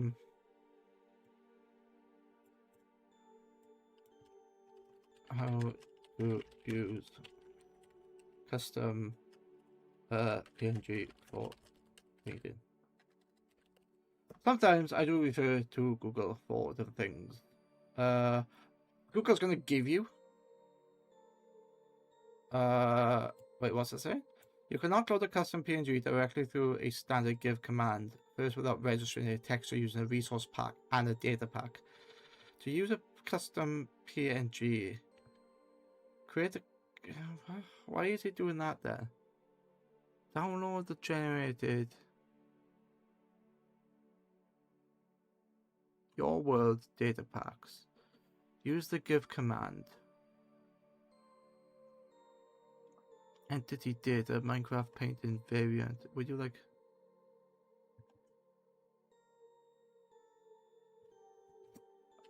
I don't trust that. Let's look at the data pack generator.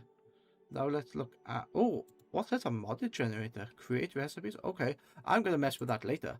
All generators. Let's go... Painting variant? Thank you. That's what I want. What is this? Expected a resource location. Okay. Let's just do scythe 26 dot underscore XX. I think that's right. Yeah, that's correct. Title is what the title is. I probably do need title.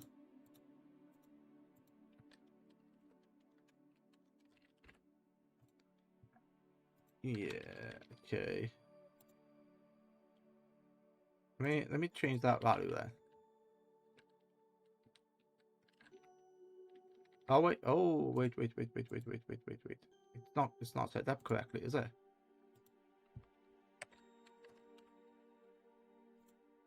Like that. Okay. Let's see if that's... I don't know if that's correct. But apparently it is.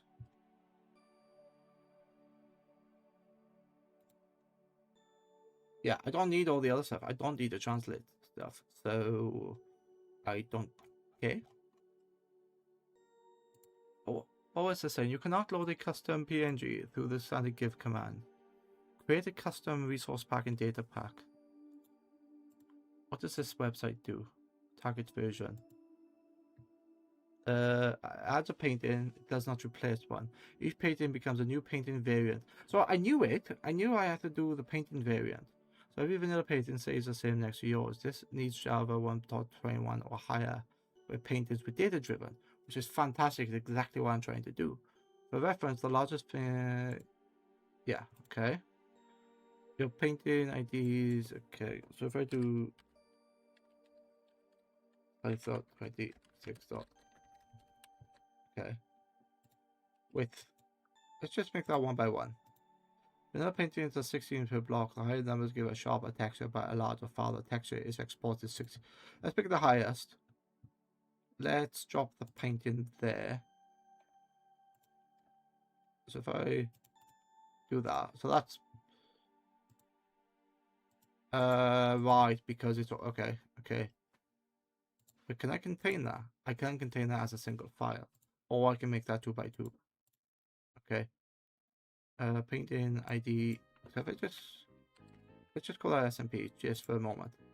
That is, yeah, that's correct. That's exactly, well, not exactly, but pretty much how I add it. Each painting asset. What? Back there, my settings. What? Each painting asset ID of Scythe 21 is resolve this texture path in the resource pack half of the bundle. Vanilla only loads textures from a resource pack, never from a data pack. So the image ships and the resource pack folder. Yeah, okay, I get that. But the fact that I can't call it, I don't need the resource pack to call it.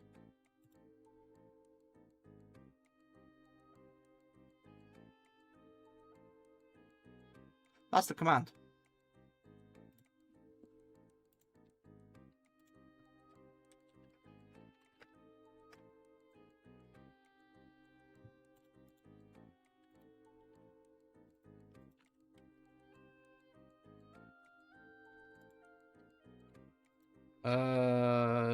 Yeah.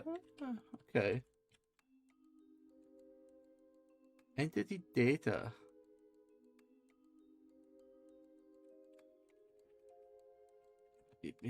Yeah. Maybe because it's defaulted to the to I know why.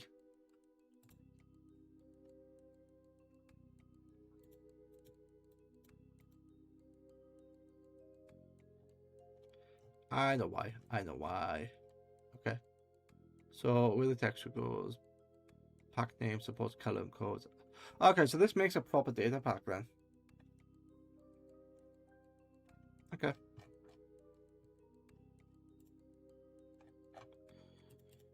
Let's see if I got this right. That's the code. That's the code. Let's just call this SMP. Just to like shits and giggles, yeah? Go into here. It would have if I spelled scythe correctly. God damn it.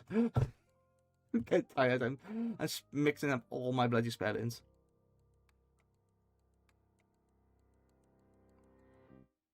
Oh, you... I didn't even notice that that saved it in the resource pack.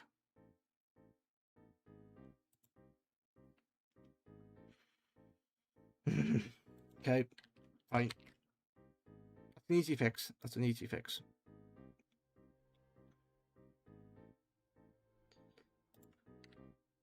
So that is a painting variant, which I should be able to now go into there. Yes, replace destination. Okay. Now I do a reload. Get rid of this painting in my hand. It should give me nothing.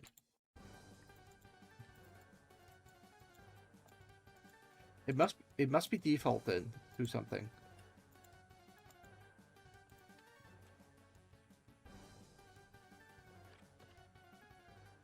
Minecraft painting. I love the fact that that doesn't give you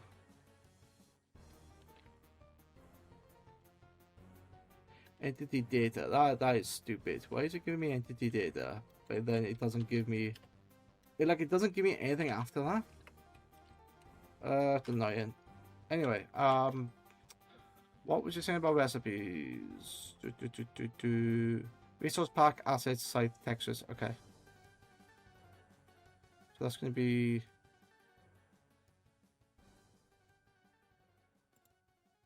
in there. New World 1. Well, it's going to be in the resource pack, which is up here. Okay. Let's go into Scythe. Let's go into Assets. Let's go into Open Explorer.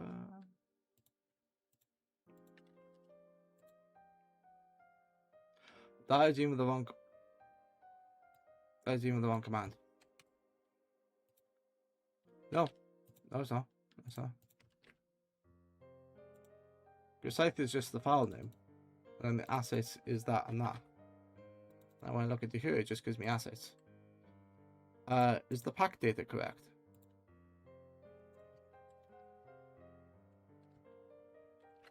Yeah, I guess. I guess it is, yeah. F3T. Like, I never used to mess with the resource packs. I thought they were a pain in the ass and very cumbersome.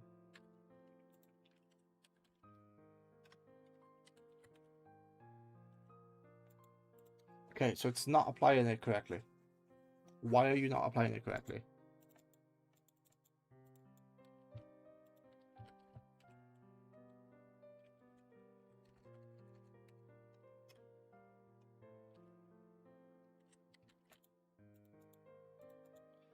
I'm definitely on the right path here. But I'm not sure. I'm struggling. I'm struggling to think.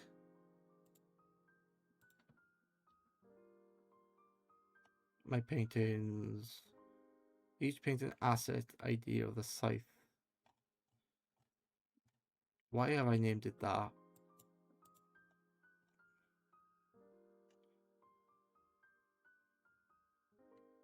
Your painting IDs will look. It whatever if I could spell.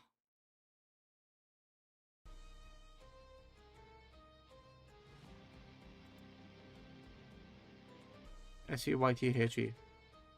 SEY. Yeah. That's correct.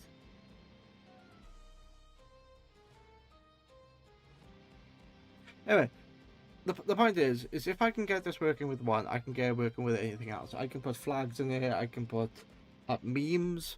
I'll show you some memes I have. There's a what's the other ones? So like, oh, emotional damage. I can put that in as a painting, and people can like play on their base. I can put penguin. You know, they are. There's a guy that sells memes when I go to Comic-Con, and he's quite funny, and he's quite good lad. We could all wait for this to blow over and have a nice cool pint at the Winchester. So I think it'd be quite cool.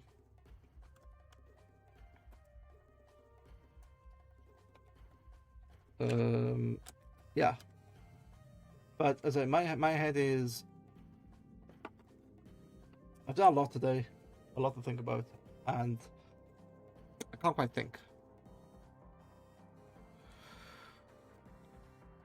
I know I could like ChatGPT would be an obvious answer. Like I want to do this, I don't know how to do it, I'm struggling. But I could write you in. I know it'll give me the answer, and I'll probably kick myself by saying this. Okay, so if I do copy, because I'm used to it.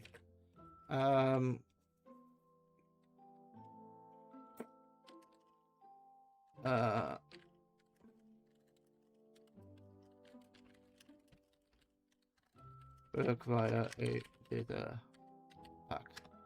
Let's see what it says.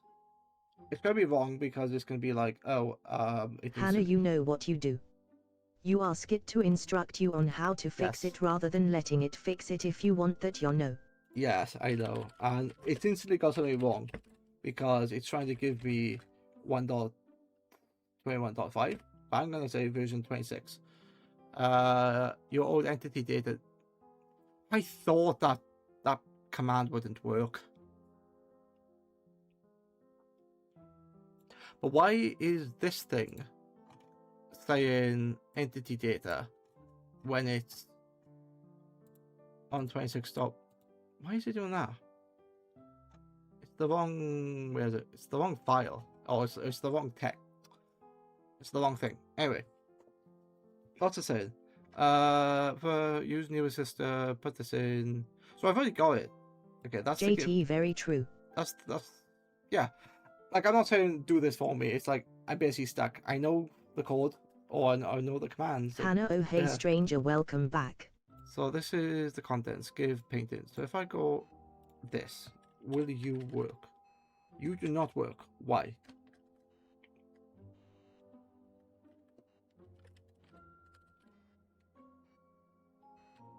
Yeah, painting variant. Yeah, if you're trying to make the custom painting, you also need a painting registered in the data pack. JT was eating classic American food, hot dogs and fries. I do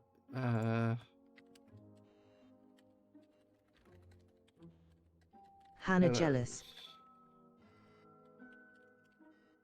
Oh wait, what does it say? Does it say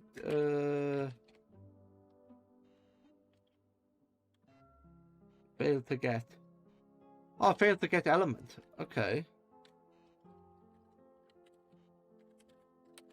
To get element. So what does that do? What does that tell me?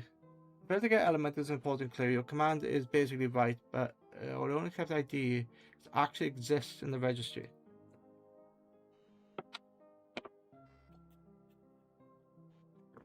How do you define it in the registry then? Your data pack needs, which is sort of done, isn't it? It is done. That's the resource pack. That's the map pack. Oh wait, that's not the right thing.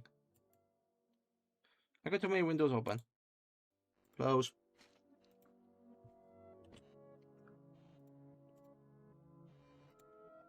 Oh. Fuck are you doing out there?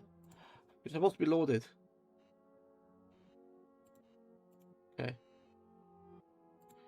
So in Hannah the chat is quite good at understanding code stuff. Like yes. your age at it and it's like, yeah, so this and that. Yeah, it is. It is. Like wait, where does the painting variant go?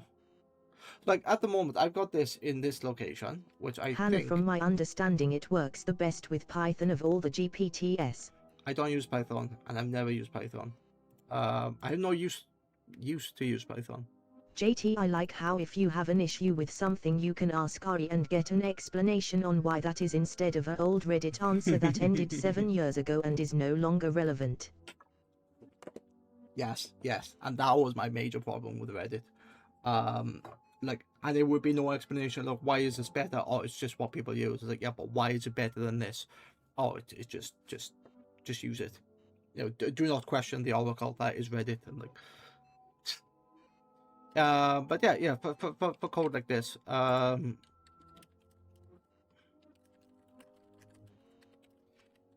know that I'm tired as well because.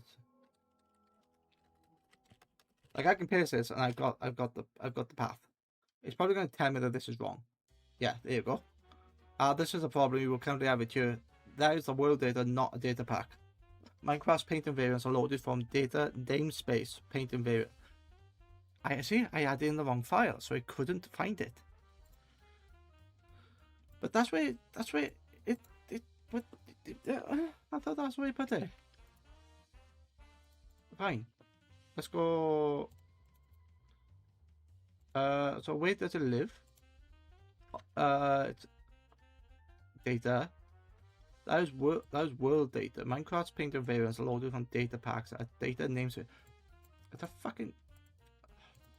It's a data pack folder. God damn it. Okay, alright, fine. So if I go paintings. Paint. Yeah, I'm just gonna call it paint. Yeah, and then it's going to be it. It probably won't load it because it needs all the other stuff as well. But paint, and then there you go. There's the painter variant. It's under the Minecraft. It's going to be not. Also, if your file is under the Minecraft namespace, its ID is going to be Minecraft that instead of SMP. If you want to keep your current location you have, then the command will theoretically reference that. But do not do the out of interest.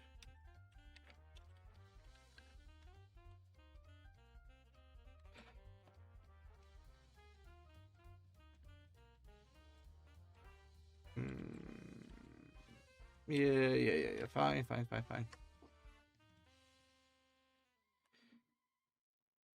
Yeah, MC Pack meta. Then that's the SMP thing.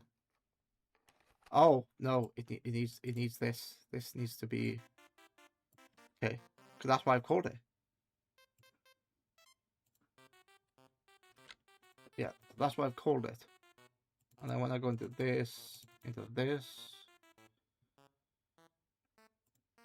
copy that. We don't need all the extra stuff. The important is this location. Right, increase the registry. Okay. Yeah, what about the pack? Pack.mc. So, except for this, like, I just can't be bothered. If I'm honest, it's like, fine. Give me that. Like, I know this. It's just...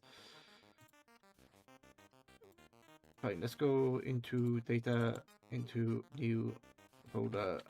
Not new folder, new file.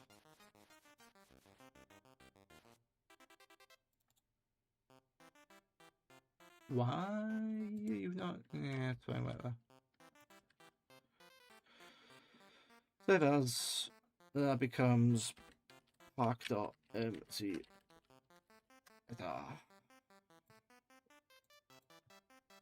Okay. That's the most basic of data packs. So hopefully, when I do reload, it should reload. And let me check that by going to the data pack list, player menu, site IDE.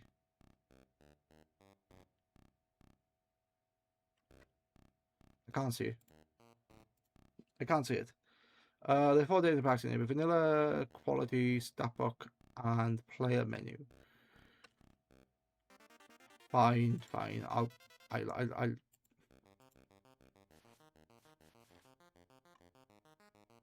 because this is gonna load all this other stuff as well.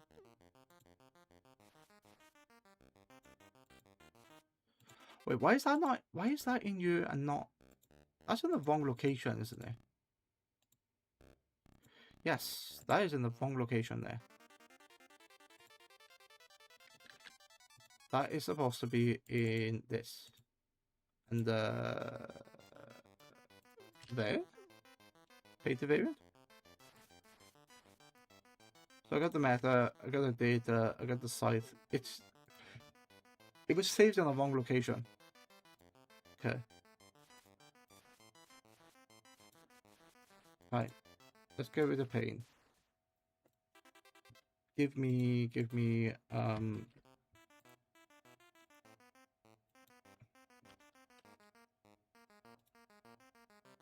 but unfortunately this is going to include like a lot of stuff because this is my test. So yeah.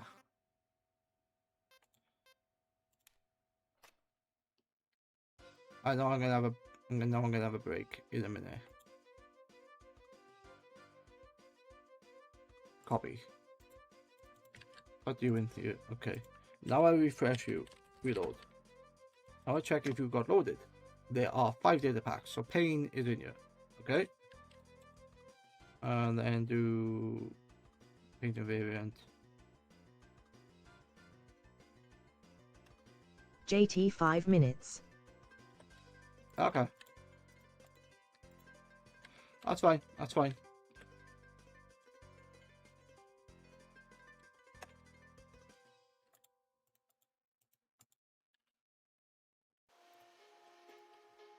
Okay. Yeah, like I'll probably end just after the thing. I might end now, to be honest, because it's like I won't fix this in 5 minutes. I know as soon as I get off stream and I'll go, oh, let me just do this because I am with the, I'm not streaming. I'll get it like that. But yeah, I think that's the next thing I'm going to work on is going to be the paintings or the flags. Like you can see the flags in the corner. There's other representation that I want to do as well, so I think that'd be quite fun. And yeah, I could say once I get this down to 1 image, I can literally just keep putting any images in there. JT always the way. Always the way. It is always the way. But yeah, I've definitely achieved. I would say achieved a lot. ChatGPT can go away for a minute. CurseForge. Let's see. Has CurseForge accepted my stuff? Status has been changed. Have you been accepted?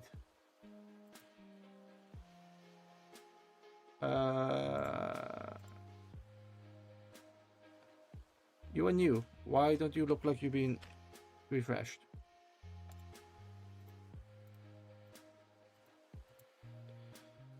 All notifications. All right. I'll find that tomorrow. Anyway, those 2 data packs, or 1 data pack and 1 resource pack, has been uploaded to CurseForge. Hopefully they get accepted. get accepted. People can use them, which would be quite good. I am going to be ending stream. Kebabs, thank you for watching. VODs saved to YouTube. Yes. We'll be back Monday and Wednesday 7 p.m. GMT. Yes.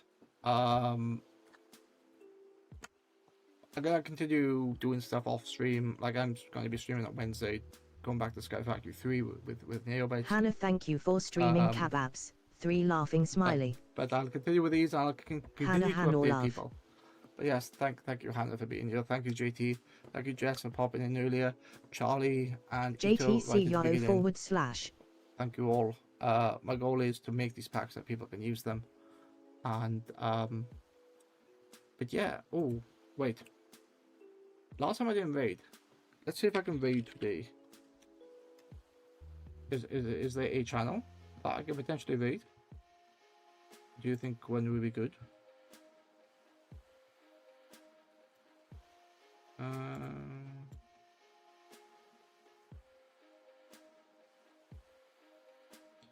Hannah hum.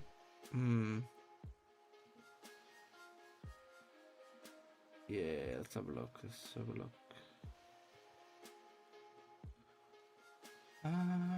Drop. No, that's stone. I don't want stone. Either one does. Hannah Minecraft. Yeah. At the moment, because I'm in the, although I'm doing Minecraft data packs, I'm technically in the software and game development category. So it's like, but yeah, I don't mind. I don't mind reading Minecraft. Actually, Percy Everett is streaming Minecraft, and they are in some sort of SMP. So let's have a look.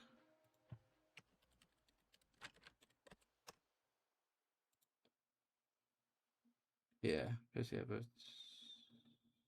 Hannah, who seems like a good idea, laughing smiley. Well, I had a good idea. Yeah, okay, fine. You know what? I don't know how to spell the name. Wait, browser. Let's check. Following.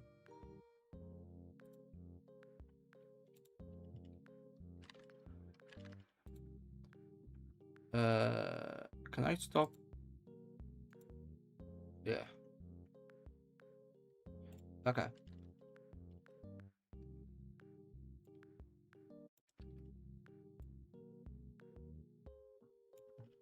Yes. Let's rate this person. Wait, no. Are they accepting rate? Yes, they are. Okay. Kebabs, it's a Kebabs raid, laughing smiley. Hannah's favorite Catboy and co are here to hang out. That's one raid message, and the other one is this. And this is the other message. Kebabs Shipe Pop Nemo. So Kebabs raid. Pop Nemo Kebab Shipe. So pick your raid message. We're going to be raiding Percy Everett. They are currently playing Minecraft in some sort of SMP, I think it is. No, not an SMP, just a multiplayer server by the look of it. But yeah, they've done Sky Factory before and stuff like that. So yeah, looks like fun. I will be back on Wednesday with Neobites doing Sky Factory 3. Then in the week I'll be developing more stuff for this. So hopefully next week I'll have more data pack stuff and new features and all the wonderful stuff, and things will be uploaded to CurseWatch. All good. Yes. My end goal is to Hannah sounds good, laughing smiley. End goal is to actually have this live on the server sometime, but that'll be later on in the year, or maybe next year. But anyway, bye now. Goodbye. Bye. Take care. Good night.